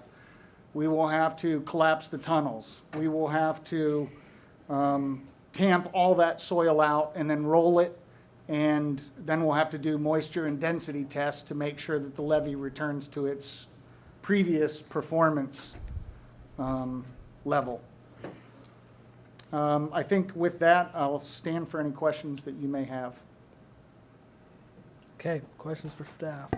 Well, I have Well- to sorry. Go ahead. I was away all last week until last night. I didn't get a chance to Google what a vole is. I'm from Washington, D.C., and I don't know if we have any on the streets there. Could you tell me what one is? If you were to Google it, as I did when I first learned of them, it looks like a slightly oversized mouse with a shorter tail. Maybe twice the size of what you would see as a typical mouse. I'm not in favor of spring steel traps, and I'd like to have our animal person come up and visit with us a little bit about it, as well as Mr. Lee. Thanks for having me. Spring steel traps, if you've ever seen one, are square that uses pressure and two springs to squash the back of the neck of an animal. So it's a lethal trap, and that's why I understand your concern. They have been prohibited in city limits because of that, because of the animal welfare aspect, but also because of the public safety issue that they pose. The problem with badgers is that they will not go into a live trap. They may go into a leg hold trap, but you also are going to catch a lot of non-target species in a leg hold trap, which would be a live trap, would be a leg hold trap. A snare, we considered using snares. They're more cost effective, but the damage that an animal will do in a snare, a dog will typically break its leg in a snare. So what we've learned from looking at this is that we can live trap every non-target species, which a badger is not going to go into one of those traps, and typically a fox will not go into a trap either, a live trap. And then once we've eradicated every non-target species, the most humane method that we have, we would be forced to use a Conabera spring steel trap to take care of badgers. And this is pretty typical of this situation. So we've looked at everything we can to mitigate it. We've looked at every other option. We feel that this is probably the only option, and it will be a lethal option. The dike's been out there for how many years, and I haven't heard anything about this before. And how many Development, years? I would say development's brought badgers into town. There's never been a need to use spring steel traps because everything we've been catching will go into a live trap. We use live traps. We've caught 500 wild species last year in live traps, but we've never been trapping for badgers. And I don't know whether it's development outside of town. It could be to do with water source. It could be to do with crop success or failure, local drought, anything like that will move a population.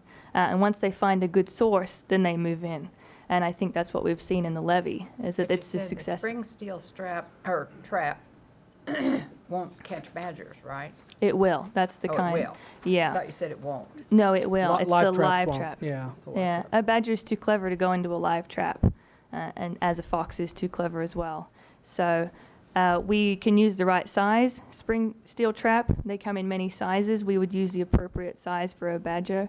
The other possibilities that we've looked at is that if it's not dispatched quickly, animal control can be on hand to take care of that. Sometimes they fail, even when they do catch the right target species. So we think we have everything in line, but this would be something new. If we weren't comfortable that the species was a badger, we could set trail cameras. That would be another option if we weren't 100% sure. But Mr. Lee is a professor in this area, and we're pretty confident that he knows what he's talking about identifying the right species. So once we catch the family of whatever badgers, whatever they are, then do we leave those steel traps out there, or do we take them out?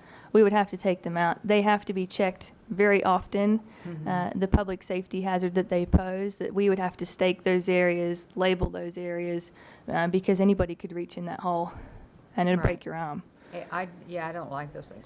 Yeah. I remember one of our sheriff's deputies, I believe had his dog out, and they were killed the dog, and it was a spring steel trap, and he was out hunting, and I don't think, he's probably not over that yet, that he lost his dog that way, so I'm just not in favor of those at all. Yeah, Commissioners, I think one thing to think about is that we'll use the expert advice we have. We'll start with the least impactful, but in the end, they make large holes, and what happens is in your levee system, you have, we think of a levee system as breaking under a flooding situation up above, but it can also do that from down below. We don't think about pressures underneath, but they're there as well.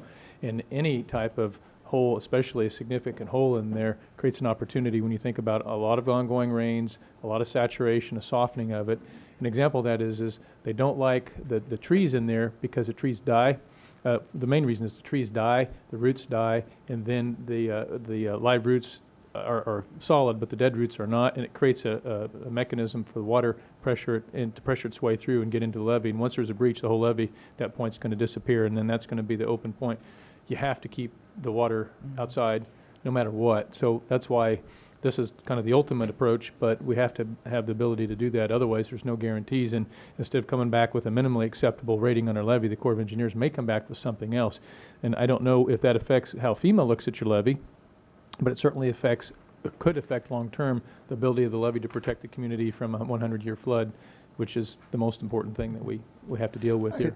There was a couple things I didn't get to that I think are worthy of sharing too. Staff has talked about, we are looking at buying a bore scope with a 45-foot bore scope so that we can actually run a camera inside these holes. There is a good possibility that we could set traps and never trap one of these badgers because they may not be in the hole to start. This concept is based on the idea that we have a badger in one of the holes. Typically, there's two reasons they're there. They're either there to den and raise young, or they're simply digging at speed to catch prey, which in this case, it doesn't have to be just voles. It could be pocket gophers. It could be several species of rodents. That's why I want to emphasize also that one of the first things we'll need to do is address the food source. So we have licensed pesticide applicators who can apply toxicants to kill voles, and we will do that. We put the appropriate amount of toxicant in the vole holes, and if we can eliminate the populations of voles, the badgers will not have, or technically you would think that they would not have a reason to be there if we can eliminate the food source. And that's probably the primary way that we can eliminate these animals, is to eliminate the food source. But the current ordinance does not allow spring steel traps at all, and we may not have any other means to eliminate these should our other methods fail, and we believe that we need that in order to get the levee restored to its proper performance level. Okay. So I have this clear, the trap goes in the hole and the Correct. lid goes over the hole. Over the hole. Yes, sir. All right, and the lid is down tight enough that a child who couldn't read would not be able to pick it up? Oh, yes. Yeah, a child would not be able to pull this out of the ground. There are two 26-inch large, probably 5/8 inch thick pins that are driven, that will be driven in the ground and holding these lids down. Okay. Any, this is a serious question, but Yep. any animal rights organizations that would object to this being used? I Yeah, they couldn't sure comment would. on that. I have no idea. I know they would, but I would the say that we live in an hesitancy. agricultural community, and I think that it's not uncommon for agricultural communities to use not only trapping, but toxicants and several means in order to protect their property. And I would think that the investment that we have in our levee is something that we would want to protect along the same lines as our agriculture. Let me Yeah, I ask you think this, Mr. on the, Lee has come in. on the, yeah, this is probably more a question for Jim. And that is the, looks like your abatement program for the pocket gophers is particularly along the south and east portions. How widespread on the south and east? Where? And are the badgers in the same locations, or are they isolated in certain areas, or is it widespread? We don't see a correlation between the location of pocket gophers and the location of badgers. So we actually, Mr. Lee is the one who told me after touring the levee that that all of the badger holes are located in pocket gopher colonies. I mean, not pocket gopher, I'm sorry, vole colonies. Okay. So we feel very confident that they are eating voles. Okay. And that's the reason that they're there. And it's those three locations that I had mentioned, from Waterwell to Mentor on South Ohio Street, Okay. in particular where the levee parallels South Ohio. The next one is East Schilling, so it's the levee next to Johnson Sand, if you will. Okay. And then the last one is, if you think of where Vortex is in Centennial Road running south, the levee extends off of there and then just runs out back to a 0 grade elevation in a series of agricultural fields. And that area is particularly hit as well. What we have been doing is collapsing the holes and trying to restore the levee as much as possible so that we can determine whether or not these holes are active or whether they were just, there and used for temporary lodging or whatever you will. And then, so today, that's when the holes that I reported, those were actually what they found today. Okay, well, it sounds like for some of the areas that you mentioned, they don't sound to me like they're areas that have a high concentration of hikers. And the levee trail gets a lot of use, but those aren't sections that seem to me that people, No, they're pretty remote areas. yeah, So far, the They- badgers haven't invaded our community. right. They are remote. The Centennial area, there are 3 houses, I would say, within a half a mile of this particular location. I will say, though, in fairness, that the flood control supervisor has seen occasional people walking out there with their dogs not on leash. Right. So it isn't unheard of, but it's certainly not like in an area where the hike and bike trail is, for example. But the trap will be under one of these heavy lids. Yes, sir. Okay. Jim, would there be some form of a sign we could put there for someone could see that and realize? Looks like it's on the I lid. mean, there's ways to But keep in common sense addition people to, away. we do have on the lid, we have City of Salina logo, and we also have do not remove. We have the 2 stakes driven in the ground more than 2 feet. But we can certainly add a sign that says, and I would probably get some help with writing it, but something along the lines of City of Salina active trapping area, please stay out, or something along those lines. We could certainly put those signs up as well. And these are checked how often? I'm sorry? The trap sites would be checked how often? On a daily basis. Yeah, we would not let those traps go more than a single day. In fact, that would be how he would start his day, and he would probably check them more than once a day if necessary, especially when we first put them out until we get a very good feel for what we're doing. Okay. All right, well, does anybody have any questions for Mr. Lee?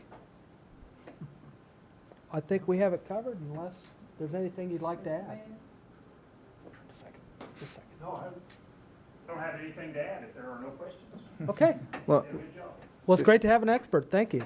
well, just since you're here, what keeps the badger from seeing a trap if they're that smart and just building another way out? We got to tip him off, is what you're asking? Right. The question was what Particularly if he can keeps a read, badger, yeah. or why does a badger go through the trap? Well, I mean, is it smart enough to see it and know that's not the way to go? And Not unless they've been trapped and missed at a previous time. The trap is called a body gripping trap. It has two narrow wires, about, I'd say 14 to 16 gauge wire, something like a coat hanger diameter. And they just think those are roots or twigs or something, and as they push through those, that's what activates the trap.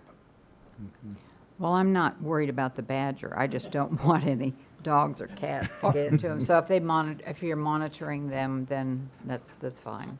I didn't mention that either, but these traps are right-sized for the target species. There are larger conibear traps that we are not using. These traps, by Kansas law, have to be a certain size, and these traps are under that maximum size. They are sized for the specific animal.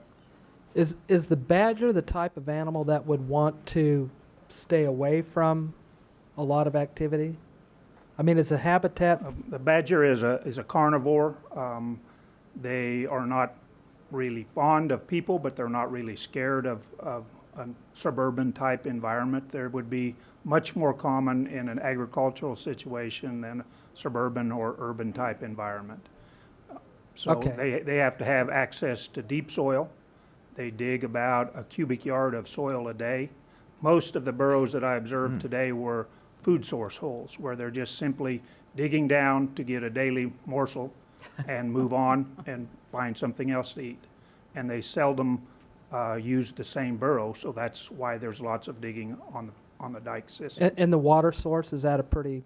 They don't have to have a source of free water. They get it from what they're consuming. Oh, okay.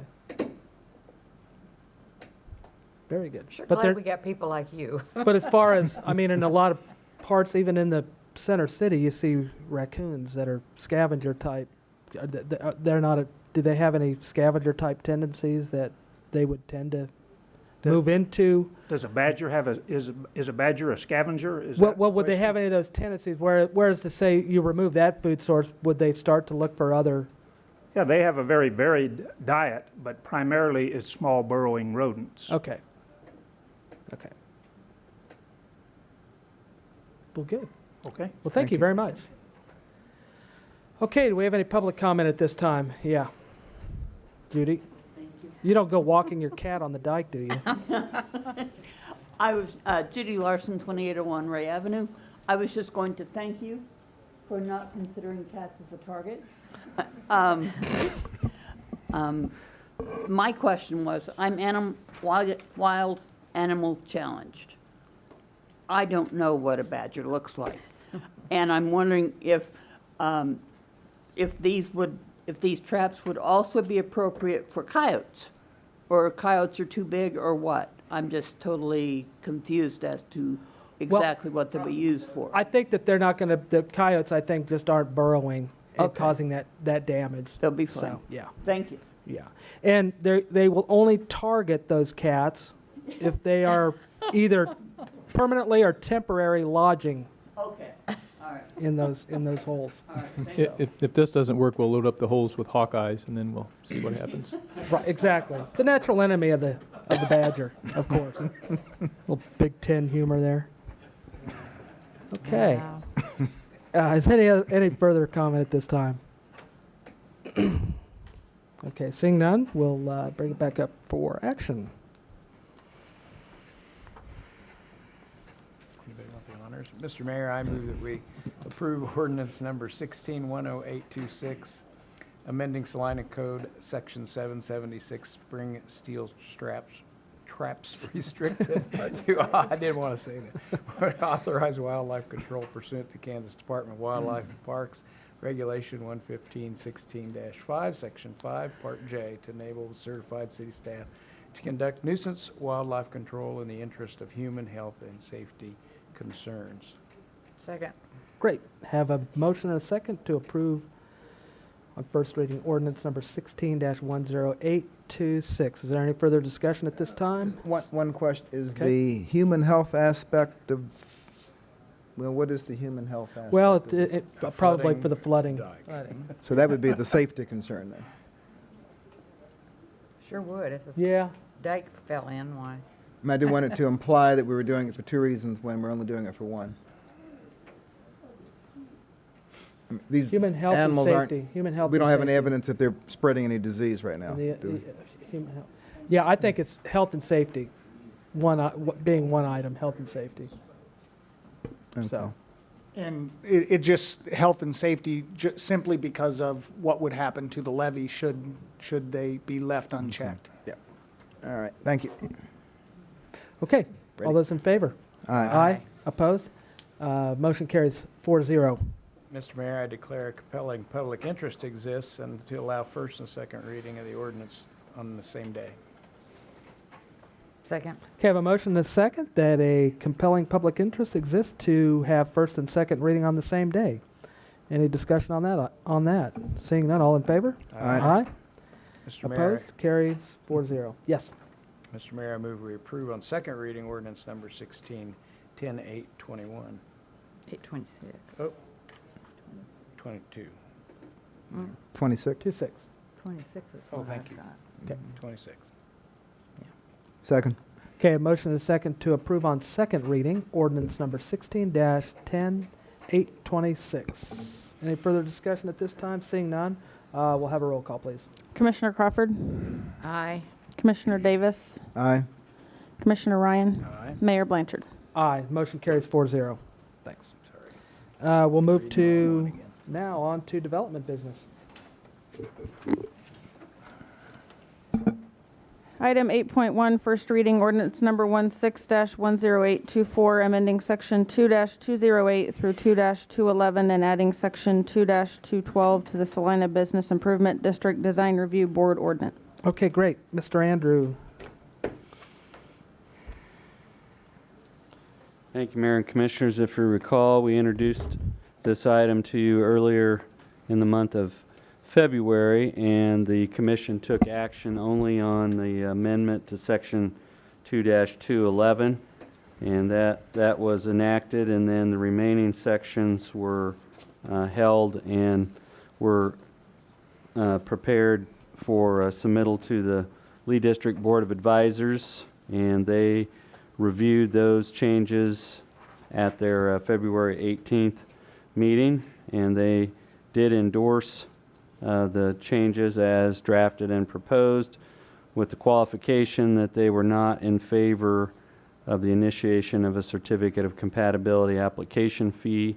The sentiment of the board was that there are other types of application fees that downtown property and business owners already pay, such as building permit and sign permit fees, and they did not want to see a new fee added. And so just to briefly summarize the changes, section 228 or 2208 just states that proposed work that is requiring a certificate of compatibility will first be evaluated by the matrix to determine whether it's an administrative or board item. Section 2209 spells out the requirements for completing and submitting an application. 2210 sets out the process for an administrative review. There's no substantive changes there. In section 2211, the primary changes there were to change the notification area. It's expanded to 200 feet and includes both business and record property owners. And then that section narrows who can appeal a decision to the city commission and would limit that right of appeal to a property owner or business owner in the Lee District instead of the current language, which is any person. Section 2212 transfers the authority for stop work orders from the building official to the zoning administrator.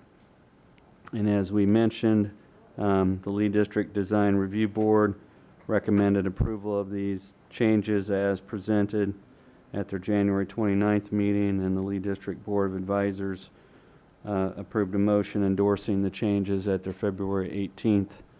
And neither of them had any changes that they wanted to see made or done differently. The only comment from the Board of Advisors is they didn't want to see any sort of application fee created. And there currently is not one.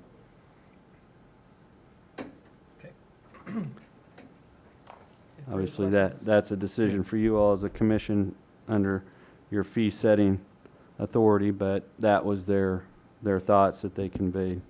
Was that contemplated before, or was that kind of left? Well, in the drafting of this provision, there was language made made provision for a fee if the city commission so desired. When the review was transferred over from SDI to city staff, SDI had not been charging a fee, and we did not institute a fee when we took it over. And so we do have post and publication costs and things of that nature, but since 2001, when city staff has administered the board, we have not had an application fee from that point till now.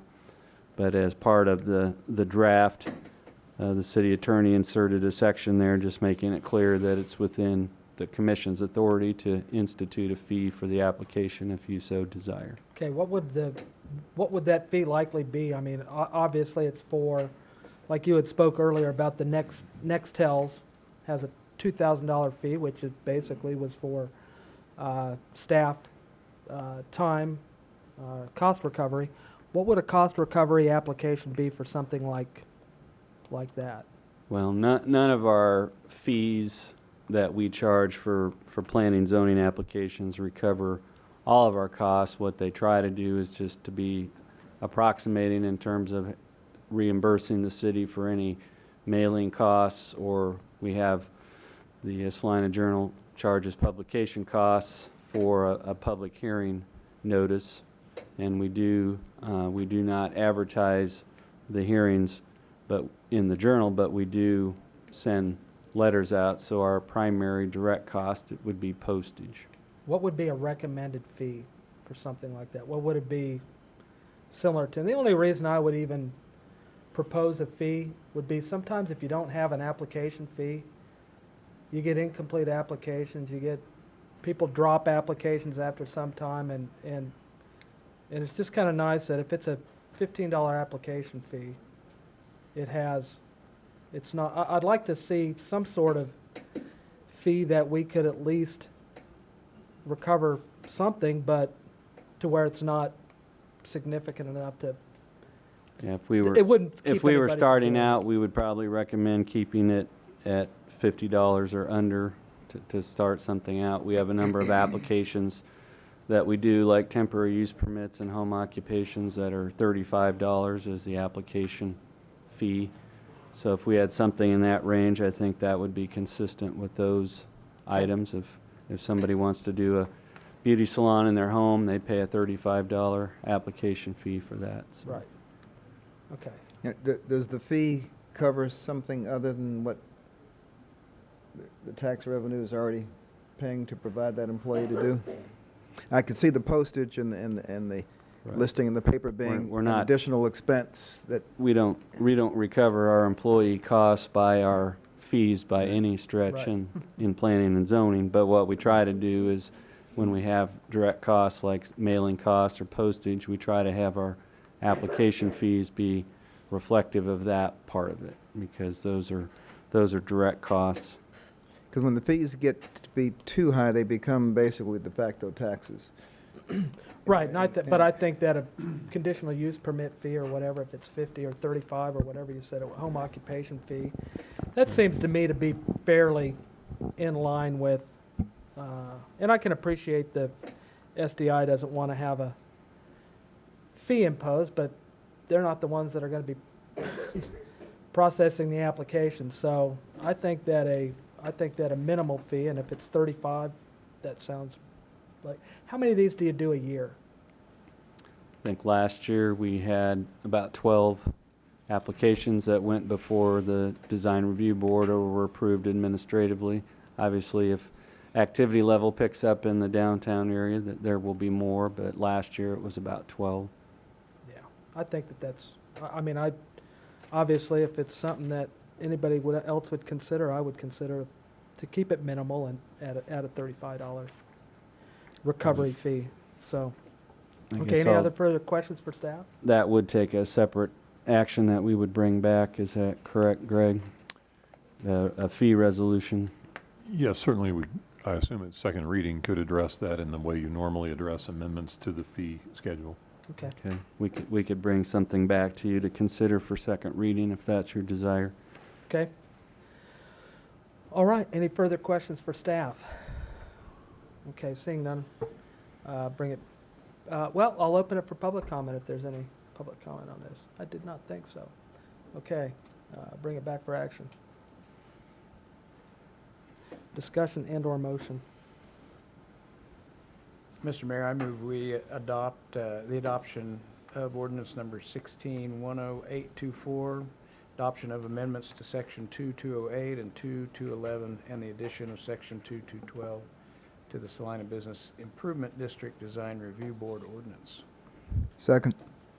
Okay, I have a motion and a second to approve ordinance number 16-10824. Adoption of amendments to section 2-208 through 2-211 and the addition of section 2-212 to the Salina Business Improvement District Design Review Board ordinance. Any further discussion at this time? I've got a question for council, and I'm assuming that motion and second did not include any cost recovery or application fee, or was that the intention of the maker in the second? I guess I thought that would be brought back to us as a suggestion on second reading. and Okay. We could amend it. Well, in- I'm just, And that's the same question that the city manager was concerned about as well. okay, The way it had been addressed, if you look there in section 2 of the draft before you, there were 3 requirements in terms of initiating the application. Subpoint C there in about line, toward the end of line 3 under section 209. okay, Anticipated that one of those requirements was paying the application fee determined pursuant to section 2-2. okay. Which, if there hasn't been a fee determined, then I suppose there wouldn't be one. But if, depending on where you want this to go right now, it anticipates that there would be a fee. Okay, so then that would be included, and we'd do that under second reading, figure that under second reading. That's correct. Okay. That is your wish. Okay, yeah, it sounds like that's, okay. Very good. Okay, so we have that motion second. Any further discussion? Again, seeing none, all in favor? Aye. Opposed? That motion carries 4-0. Thanks for the clarification on that.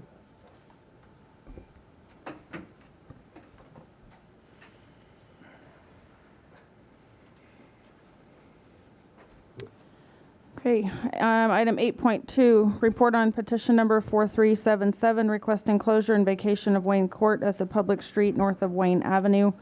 8.2A, first reading ordinance number 16-10821. 8.2B, declare a compelling public interest exists to allow first and second reading of the ordinance on the same day.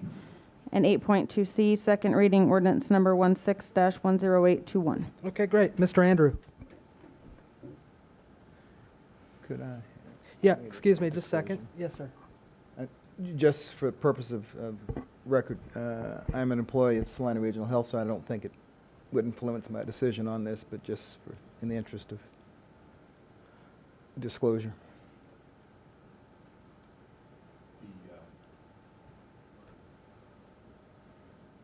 I suppose I should ask, is that a matter that was disclosed on your Yes. filing as well? So Yes. that is officially the way to make that disclosure. Okay. Okay, Just want good. to make sure. Okay. Having made that disclosure, it's certainly appropriate for you to participate. Okay. Thank you. Very good, thank you. And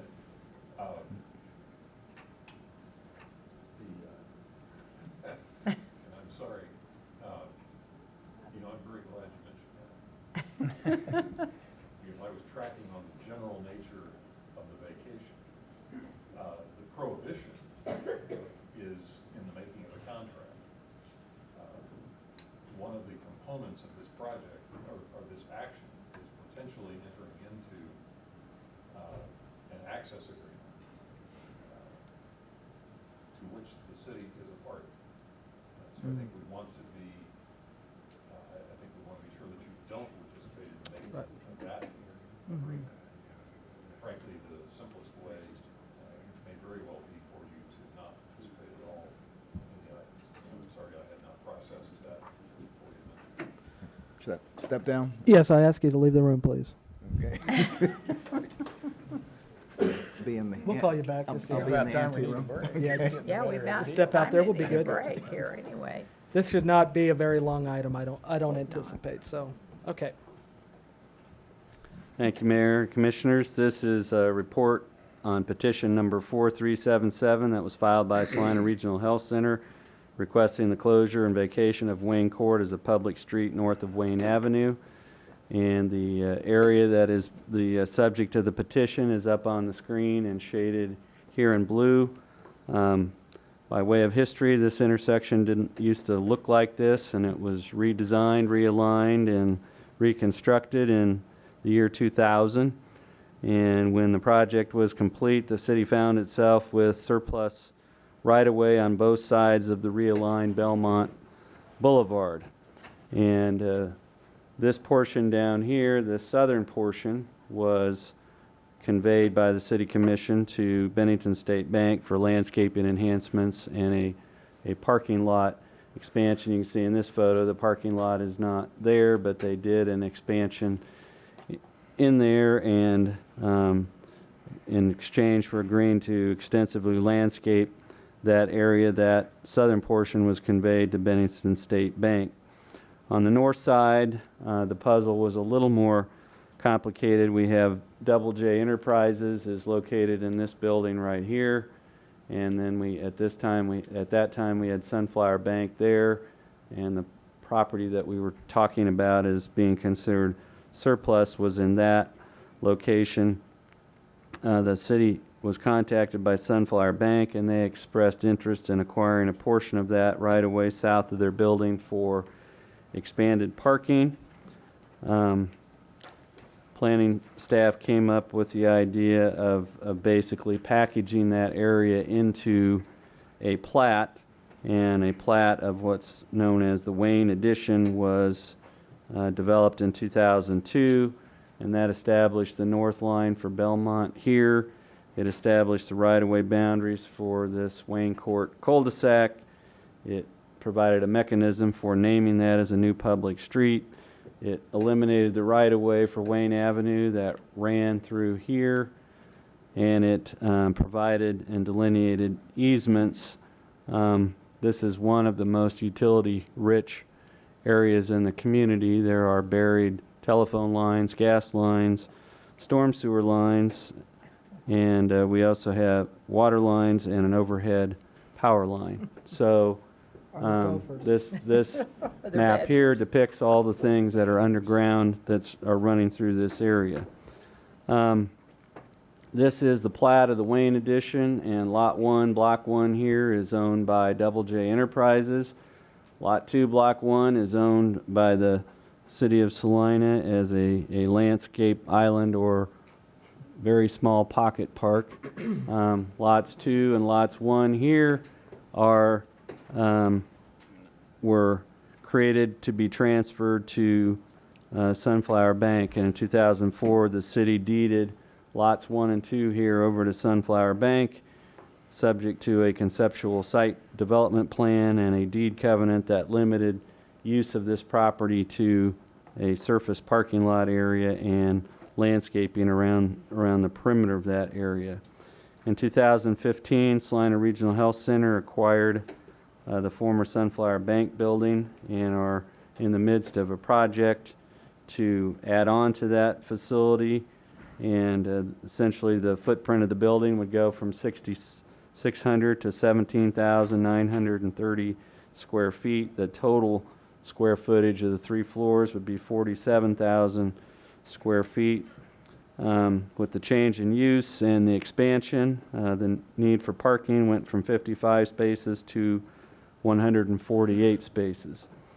And so the petition that was filed was requesting a vacation of this right-of-way so that the cul-de-sac area could be utilized to develop additional parking. And in accordance with the policy that City Commission first adopted in 1994, any request that involves the permanent closure and vacation of a street is referred to the Planning Commission for a public hearing. So the Planning Commission held a public hearing on this, and their charge was to look at emergency vehicle access, traffic flow and safety, and looking at impacts on land use and future development. The plan is just to utilize this area here, so this roadway area is going to continue to be available. We'll provide emergency access between the buildings to the east side of the Southgate Professional Building as well as the west side of this facility. There's also a fire hydrant back there. As far as traffic flow, you can imagine that this is a very low traffic street. There's no through traffic. Almost all the vehicles using it are either accessing Sunflower Bank's parking lot or the parking lot that serves the side of the Southgate Professional Building. And elimination of this street would not affect the developability of any property. And so the Planning Commission held a public hearing on this on February 2nd. There was no one that appeared and spoke at the hearing, except for Mr. Mays, who was representing the petitioner. The Planning Commission recommended approval of the petition request subject to 3 conditions. One of those was the execution and recording of an access easement enforceable by the city to ensure that this roadway connecting to Wayne was continued to be available to serve Southgate Professional Building and also as a fire lane and for emergency access. The second condition was that the petitioner, Salina Regional Health Center, be responsible for the cost of removing the paving in that area. And then thirdly, that the area be retained as a public and utility drainage easement because of the number of utilities that are there. The Planning Commission made 5 findings. Those findings have been incorporated into the ordinance that is in front of you. We got quite a few comments from affected utilities. AT&T first objected to the vacation request because of their intensive fiber optic network, but they withdrew their objection when we said that a utility easement would be retained for their facilities. And so this comes to you with a recommendation from the Planning Commission. If you concur with their findings and recommendations, then the attached ordinance ordering the closure and vacation of Wayne Court should be approved. An access easement will be executed and recorded with the ordinance. To expedite the site work that is being scheduled out there and taking place under a building permit that's already been issued for this project, the petitioner is requesting that this ordinance be approved on first and second reading on the same day. And if you're supportive of that, we've outlined the procedure for that on page 6 of your report, and that is a motion to approve on first reading, a motion to make a finding that a compelling public interest exists to allow approval on the same day, and a motion to approve on second reading.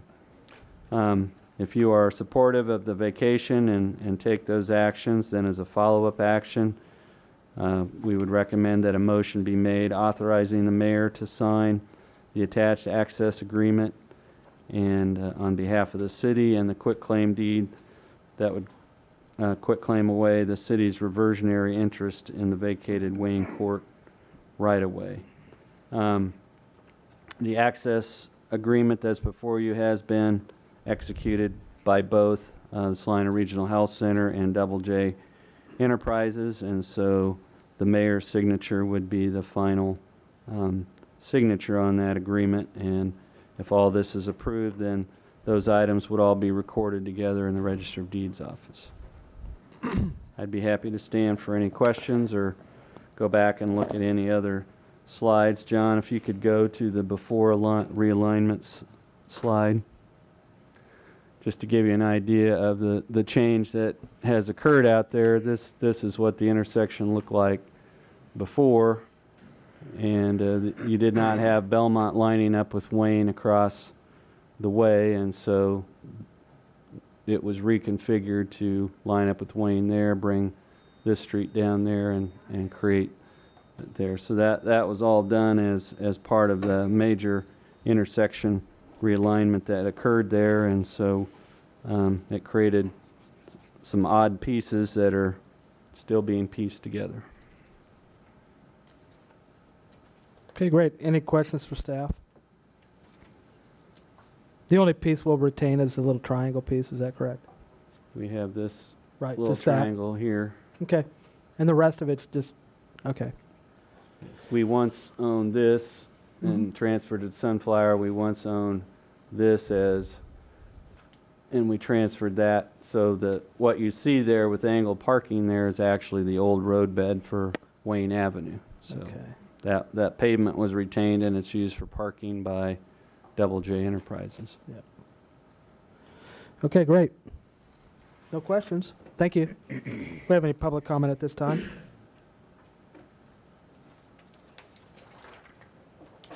Mr. Mayor, Commissioners, Jeff Mays, Compro Realty, 157 South 7th. I'll only take a minute of your time to thank staff, given the complexity of the ownership and what it used to be and how we got from there to the request that's in front of you.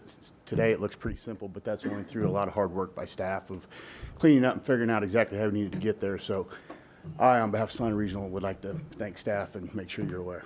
Okay, we appreciate that. And I'll certainly stand for any questions if you had any, but. I think we're good. Okay, Thank you very much.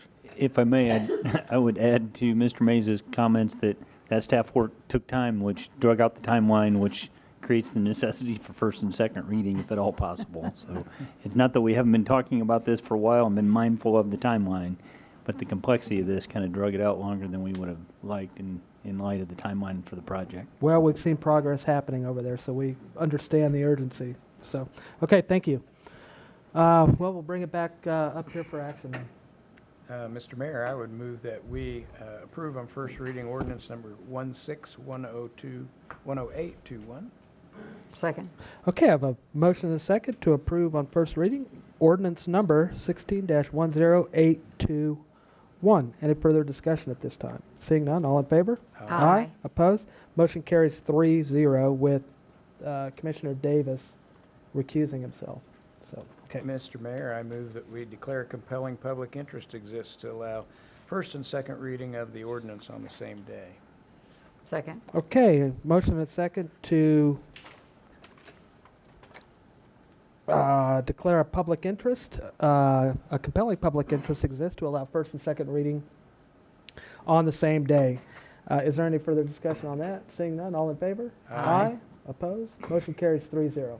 And Mr. Mayor, I move that we approve on second reading ordinance number 1610821. Wait a minute. 01821. 10821. Thank you. There's a little typo there. Good catch. Okay.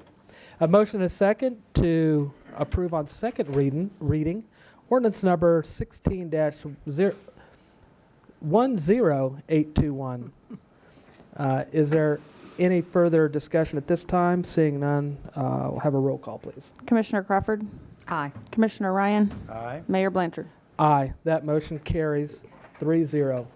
Now, did Thank we- you, Chief, for the assist there. Did we also need a motion to authorize the mayor to sign a quick claim Oh, deed? do we have or a what quick more claim was deed it? on that? That would be a follow-up action to authorize the mayor to sign the agreement Okay. and the quitclaim deed. Oh, Thank you. Shall we do Where that does as it well? say that? Yeah, let's go ahead and do I that. would You're make the fine. motion then that we authorize the mayor to sign a quick claim deed, and are there any other parts of that we need? And access easement under access easement agreement. Thank you. Second. Okay, I have a motion and a second to authorize the mayor to sign the quitclaim deed and the access agreement.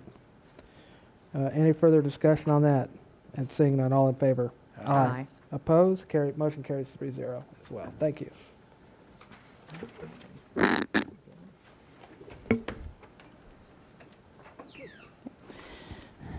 Item 8.3, imposing a 90-day moratorium on Salina Planning Commission consideration of plats for subdivisions with frontage on an unpaved road and suspending all related time limitations under Chapter 36 of the Salina Code for consideration of such plats. Okay, Mr. Gay. Okay, Commissioners, real quick, I'll just kind of a reminder that the Saline County Planning Commission is scheduled here for 7, and not that that should be our time target, but just so you know. I'll go ahead and get into this. One of the things that cities across the country struggle with is when there is a development and the development prompts a need to upgrade like a perimeter street. Or in this case, it could be a little bit broader than just a street if we're dealing with a sidewalk or whatever it might be.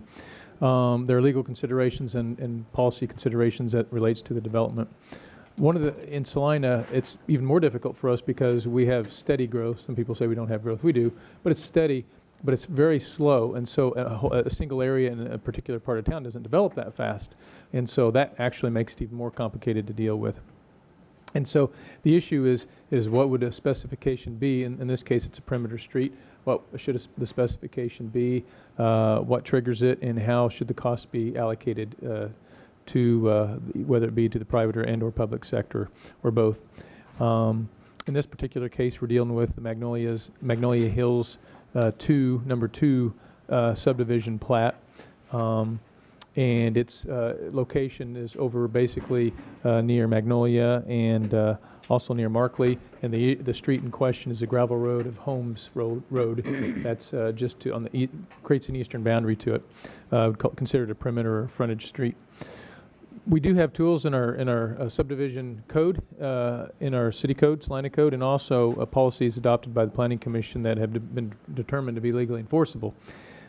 And I'll go through those real quick, but when we look at those, we're not sure that it covers all the aspects to this and would get you where you need it to be. And also, we feel like those policies are nice, but really part of this is making sure that whatever the requirements are, they're clear to all parties. We're not sure that these are, that they're properly codified, in this case, should probably be in the Salina Code instead of separate policies. That's important too, though that's more of a housekeeping item. I'll take you through them. The first one is Salina Code Section 36-74A. Deals with subdivision frontage and access requirements. It was adopted in 1980. We're not sure if it does or doesn't address the City Commission or Planning Commission objectives, and that's not really an issue for today. That's an issue that would be dealt with later. The main issue with it is we believe there needs to be additional clarity with regard to the words frontage and improved because they're not defined, and I think you can go a lot of different ways with it. So we think that the clarity needs to occur with regards to that and how that would be applied. The second item is Planning Commission Policy number 88-1. That was last amended in 1991. It's adopted in 1980 initially. It addresses improvement of major streets abutting proposed developments. Again, it hasn't really been looked at since 91 and not sure whether it meets all of your objectives or not. But the real issue is that it goes into addressing roadway design specification, a minimum specification for a perimeter roadway to a subdivision, and also goes into the cost allocation aspect, making reference to consent to special assessments. If you can just simply imagine, if you can look at your screen that you had pictures on before, and you can imagine all that as a benefit area, and you're going to develop in a small corner of it, let's say, if that small corner doesn't give you 50%, it creates issues about how you can have an active benefit district to recover costs for an improvement. So if you presume that the road has to be paved to a certain standard, that's a safe presumption, and you're not sure if you will eventually have an active subdivision or a special assessment district, that's a concern. In this case, the consent to specials is a good tool because, you know, in this case, the developer, I think, would willfully sign off to do consent to specials. But if the property there doesn't equal at least 50% of the entire benefit area and the other property doesn't develop as one might expect at the rate that we need it to, and I'm going to say subject to Greg's review, you'd probably need to activate that subdivision or special assessment district within about 15 years, I think. But if that didn't happen, you would go in with the intent of using consent to specials to eventually, for the city to cover the cost of the road initially under the current policy, for that to eventually come back to you and be recovered. But if the rest of that area doesn't develop, that might never happen, and the city may end up covering the 100% of the cost of that perimeter road improvement. Now, if that's where the city would eventually want to go, that's not necessarily a bad issue. We're saying we don't know, and that's where you could end up and not realize it in this particular case. So that's a concern with Planning Commission Policy 88-1. We also believe it needs to be in the subdivision regs and be made clear. And it also brings into question other tools of how you recover costs if the consent to specials is not the best tool. There are other tools that can be applied in whatever means you would like as far as allocation, and also in a fair and clear way. Another policy is Planning Commission Policy number 04-1. It addresses access requirements. It was adopted not quite as far back as the others. It was in 2004. Again, don't know if that addresses the Planning and City Commission's preferences, but this policy doesn't reference the specification of perimeter road in which the subdivision is to access. It's talking about the prompting of a subdivision accessing a perimeter road, but it doesn't say what that minimum condition would be for the perimeter road. So it's a little bit out of, it doesn't quite relate directly to the other provision we just talked about, and it should. So that may be more of a cleanup item for that, but it just needs some clarity as well. And the final item is Salina Code Section 36-74.1, and that's the primary area of our code that addresses standard streets, the street standards and specifications for our streets. And in that particular case, we're not suggesting that the minimum specification for a perimeter road meet this, but this is silent on it altogether. So you could go into this and say, hey, this applies to all streets, therefore we need curb and gutter, et cetera, et cetera, et cetera. Well, that's a decision yet to be made right now. That's not the standard for that perimeter street. The thought being is whatever the standard is, whether it's a typical 24-foot wide asphalt, somewhat of a rural, could be a rural design, county rural design type roadway, if that's which has basically been what's been utilized in the past. If that's sufficient, that's fine, but it probably would be best to make sure that this area of the code is not completely silent on it, because you could easily go in and say, well, no, forget the other areas. This would require you to have the full curb and gutter, full storm drainage, and all of that. Again, you might decide you want that. There's advantages and disadvantages to all of that, or you might decide you don't later. Same thing with the Planning Commission. The fact is we need to be sure it's clear. Whatever the end result is clear in this code. And you don't look over here and say, well, this means one thing, and then you look over in this code and it says this could mean another. And it's about eliminating that lack of clarity. And so in the end, 5, 6, and 7, 5 is a little bit redundant. We talked about perimeter street standards. What is the standard? Is it sufficient? Is it what we've kind of used in the past? And how do we need to modify all these to make sure they're all consistently pointed towards that? What are the funding mechanisms that we believe are allowable in Kansas for whatever allocation that you and the Planning Commission should recommend as far as recovering any cost of that? And that goes all the way from the city paying 100% of the cost through the budget, in essence, to the private sector paying 100% of the cost through various means to get that cost and determining what the time frame might be, and a lot of options in between. That's one we just really haven't, our codes, our rules have really not hit very well in the past, and now we are far enough out of a recession, we're seeing development demand, and we need to address it. And as I mentioned, the allocation approach is part of that. In March 1st of this year, when the Planning Commission was reviewing the comprehensive plan, and I think they've grown pretty anxious about these issues and asked staff to come up with some ways of addressing them that they can chew on, that they can talk about, they can discuss, debate, and then provide some direction back. And so that's one thing that's prompted this as well. And we agree we need to do this. We're really kind of sitting on the fence a little bit with this, and we don't have either a code and or policies that are as clear and that relate to each other like they should, in our opinion. As we go further, we look at how does this fit within our strategic plan goals. You actually had some additional goals that we added this year that deal with development. One is to identify 3 to 4 priority zoning and subdivision code updates to complete in order to ensure the city's development codes conform to the comprehensive plan. This is pretty darn close to that. And then what amenities should be required within the city's subdivision regulations. That could be on the site, it could be outside of the site. kind of gets back to the specification for the road. So we believe that kind of fits both of those. The big thing is predictability and making sure that there's clarity and predictability with regard to what the codes say, and we don't point in multiple directions. That's really what we're after here, and we don't think that we're there right now.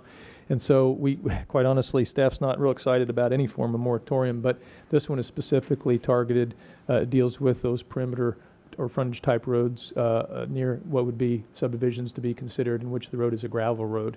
That's what we're looking at right now, and the recommendation is a 90-day, which is about as short as we can possibly expect to have as far as a timeline to really get to the heart of this, because some of these are fairly difficult questions, and we would need to have conversations with our development community, get their thoughts, their input, run it through Planning Commission, and really work it through there, and that's the typical order. And then hopefully something comes out of there that they can strongly support, that then comes to you and that you can strongly support. Obviously, you have an option not to or to send it back, but we want to work within the time frame we have, regardless of what option that might run. I think if we have, do we have an overhead on the? Okay, got one overhead. We're talking about, well, what have we done in the past, right?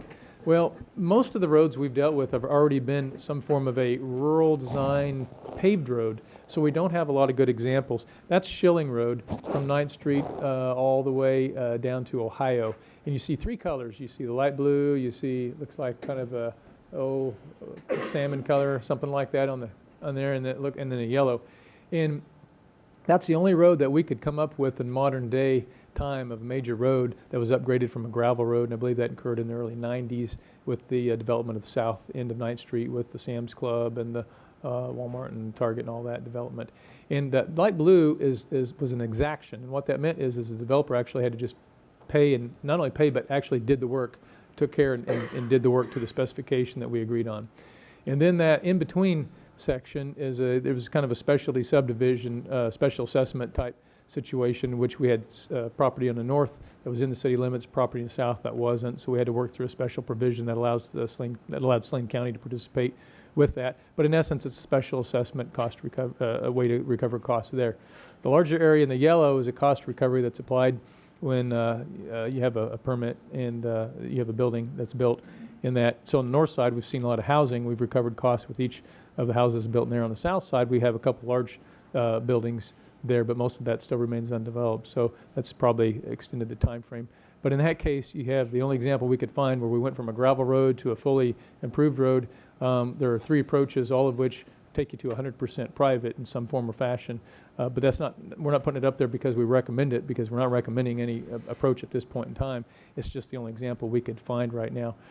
The approach the city has taken, and I think pretty consistently, is that in those upgrade situations, that the cost that's allocated privately, with maybe the exception, well, no, it included that as well, be equal to the cost of a typical two-lane rural type road, and the city at large which is us, have taken any other upgrade costs. That's sort of been the approach that I think has been fairly consistent with these various tools in the past. That was the approach taken there. So on the 100% part, it relates more specifically to the cost that was attributed to a typical two-lane road. Well, we know that's not a typical two-lane. It's a wide three-lane road with curb and gutter and drainage and so forth. But the upgrade piece, the city at large took, just so you know.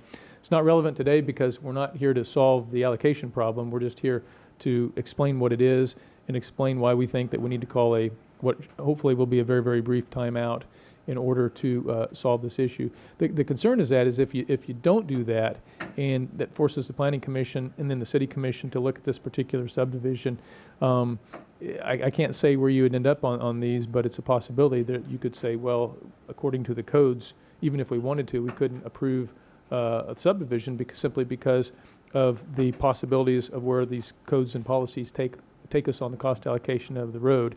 Staff's intent is not to get into a question with regards to whether someone should or shouldn't develop in a particular place. That is a big question you're certainly dealing with. But our issue is if that's acceptable from all other perspectives, how do we deal with the perimeter road, and how's that cost allocated, and what's the specification for it? And we simply do not believe that our codes and our policies get you there, and it creates multiple potential options and a lack of clarity. And quite a problematic situation could occur. So that's why we said we need a timeout. We need to create that clarity, run it through, and do it. That's why we're here. You have a couple options there. Obviously, approve the moratorium, decline it. This one, while we're running the pattern of a compelling public interest, we might as well throw it on this one, right? But it does get us quicker into the issue, and that's really important for this. And again, this is only specific to a subdivision that's proposed, that's on a gravel road. It doesn't affect any of the other subdivisions that are being proposed at this point in time as far as the moratorium at all. I'm not saying the end result couldn't, it could, but the moratorium is only applying to that because we felt it was important to tailor it to the one specific situation that we know needs to be addressed. And that's why it's tailored to that. It's not any broader than that. Again, the current preliminary plat is scheduled to be addressed by the Planning Commission on March 10th, which is why we felt like we needed to jump out ahead of the date and move forward with this. With that, be happy to answer questions. Also, I'll probably tag team the answer to those. We've got, of course, you have a legal question. Greg, Mike's involved, Gary and Dean, and I think, and maybe even John, and but among all of us, if we should be able to answer your questions. Dan as well. So hopefully we'll be able to answer your questions. Okay, great. Is there any questions of staff at this time? I have a number of questions, but they're more tied to road standards and everything else, which I understand aren't part of this, so. Yeah, right now, in these policies and so forth are attached to this. You will find that the current standard under the Planning Commission Policy 88-1 is basically a 24-foot wide asphalt pavement surface Right. with 8 inches. So that's been kind of the approach for a long time. That's an old approach. We do know that if you do, whether you do the moratorium or not, it's probably not tremendously relevant. We have to deal with this question anyway. It's Right. just how it affects this subdivision. But we know we need to take a look at that. Well, it's what it's going to be and what the fair allocation is. So Yes. I think that those things are probably for down the road, so I'll save them for down the road. Okay. We do have a county planning commission meeting at 7. So anyway, does anyone else have any questions about this? Well, where does due process fit in this? This area has been on the Holmes Road, at least a portion of it's been on the transportation survey for many years. This is all part of the urban service area. We're anxious to get a field house in the ground before the building season's over. Is 90 days the least amount of time that staff can staff this out? I wouldn't want these things to be held up so that they lose a construction season. I would say yes. Now, with that said, we will try to move as quickly as we can, and so we want to have conversations with the development community, folks that are affected directly. We want to have those conversations. We want to try to then synthesize that information and provide blocks of information that the Planning Commission can deal with. Because if we throw out 100 pieces of information, we won't be able to do anything with it. So we need to try to consolidate into potential options, and then hopefully get it out of there and over to you. And then it depends on how long it takes with you. The thought being is that we will try to run this as fast as possible, and then if we can get finished earlier, we can lift the moratorium. So we'll certainly try to run it as quickly as reasonably possible. Once it gets, as you know, once it gets to the Planning Commission, eventually to both entities start to control the time a little bit. Our job is to start off getting it to the Planning Commission as quickly as possible so they can really chew on it. And we've even said we expect a series of special meetings. We're not trying to run on a typical Planning Commission calendar. If we need special meetings, we'll do special meetings. It's that important, obviously, to do that. So we can accelerate it. Well, and we have had, for some of the further items down the road, we have had already a study session that looked at some of that already. So it's not 100% fresh. That's correct. Okay. Also in response to Mr. Ryan's question, we had discussed potentially proceeding with the necessary publication notice so that, as you all know, there's that inherent 20-day notice period before the Planning Commission would be able to conduct a public hearing, rather than trying to develop the policy and then having to go through that process. It was anticipated, I think, and Mr. Andrew might wish to speak to that, but there was discussion about the ability to complete that notice in a way that 20-day period would elapse on the front end, so to speak, so that between the Planning Commission and the governing body, you would be positioned to ultimately act that much sooner. Thank you. Yeah. Any further questions for staff? Okay, seeing none. Do we have any public comment at this time?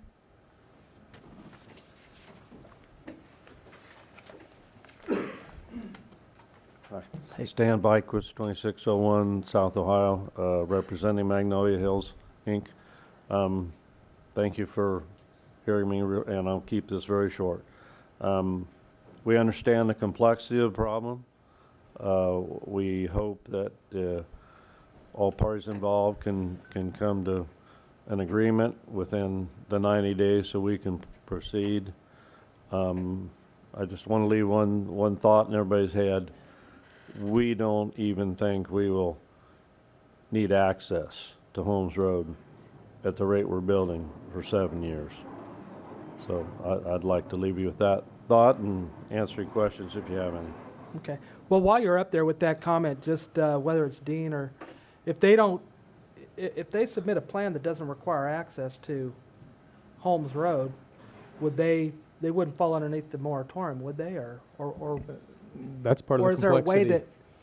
way that can? Well, theoretically, you can have a scenario in which you can, and I'm not suggesting this is occurring. They're trying to respond to the development, the speed of the development demand in the community. But if you just forget that for a second, you take a separate situation, and you can envision, let's say, a large area and half of it's developed. You could go in strips, and at some point, then there's maybe one strip left to allocate cost to. It creates an issue. So part of the issue for us is really determining the true benefit area, whether it's a consent to specials or whether there's another cost recovery tool. Again, part of the complexity is what does prompt the actual paving of the road, the timing of the paving, and then once you know that, it starts to clarify what those cost recovery options might be, or whether you're out ahead of it, whether you're behind it recovering. So there's a lot of pieces to that. Okay. And on one last note, we realize that as a developer, there's some responsibility on our part. We're not saying there isn't. Right. We fully expect that. It's just how much, when, etc. Okay.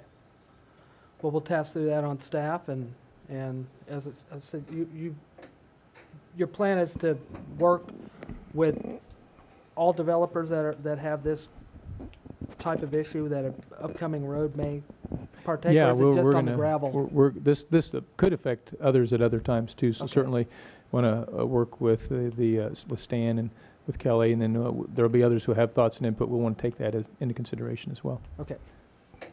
Good. I want to thank the Very good. commission for their time. Okay. Well, thank you. Thank you. Okay. And I certainly don't want to contradict the city manager. I believe that there's been conversations at the staff level where the staff has been receptive to some alternate phased approach as Mr. Byquist has proposed. And ultimately, the request that remains before us at the moment is a fuller plat that takes us all the way to home. So there may be an opportunity to have some discussion about an alternate approach that could work Right. while we kind of sort our way through this. Well, and just for clarification, when you talk about being incrementally or phasing down to a sliver and then having a very small benefit district, is part of the approach that you're looking at then maybe trying to figure out at what point you figure what an entire benefit district might be? Because yeah, you can sort of phase it, not master plan it, and then get down to a sliver. But if you have a big vision about maybe what a section looks like that's Yeah. master planned, That's exactly you would right. say that and then you would actually have a bigger benefit district and spread that cost across. Yeah. What happens is that with a benefit district, you don't want to, if you're going to have it, you don't want to lose the opportunity to have it. And if you even with a consent, if you can't ever get to the percentage in what would be the benefiting area you've determined, you're not going to activate that assessment district. You may never activate it within the time frame you need to start collecting back. So that's an issue. But the other thing is if you whittle away from either side, doesn't matter. If you start whittling away at it, and then eventually, okay, now it has to be built. You could have such a small area, it's not even a Right. reasonable allocation anymore. And then at that point, it would fall pretty much on the public at large. Well, what comes to mind is just that East Salina master plan, that where if it's master planned wholly at this phase where you know where the ingress egress needs are going to be and so on, you're a little bit easier to identify a more broad benefit Yeah, group than and you would if you, you have opportunity with other tools. The special assessment tool is actually a pretty good tool for a lot of Yeah. things, and again, can be applied to a perimeter road, but there's timing aspects, there's benefit area aspects, there's all kinds of aspects that deal with that.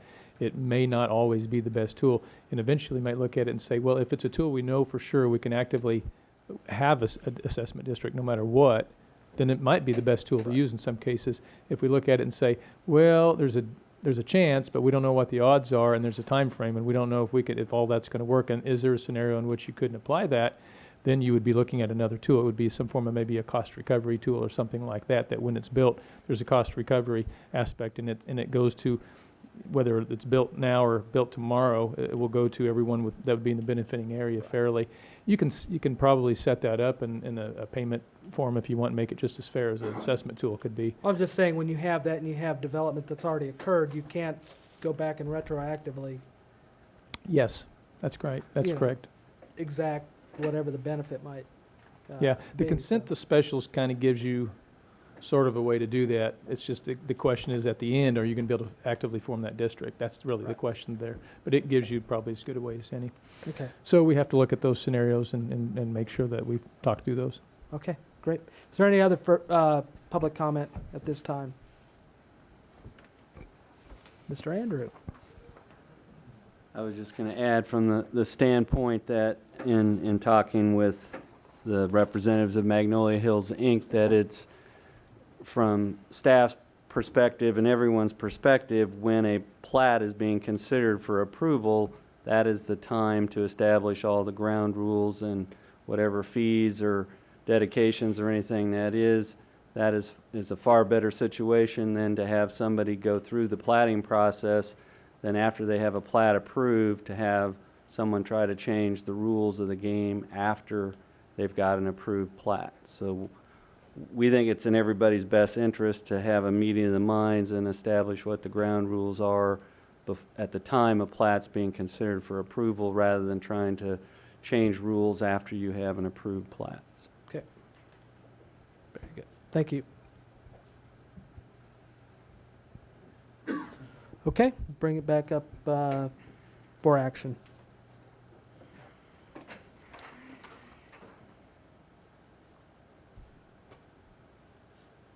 Or discussion.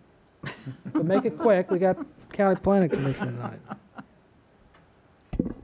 To get our discussion going, I would move approval on first reading ordinance number 16-10827, imposing a 90-day moratorium on Salina Planning Commission consideration of plats for subdivisions with frontage on an unpaved road, and suspending all related time limitations under Chapter 36 of the Salina Code for consideration of such plats. Second. Okay, I have a motion and a second to approve on first reading ordinance number 16-10827. Any further discussion? Seeing none, all in favor? Aye. Opposed? Motion carries 4-0.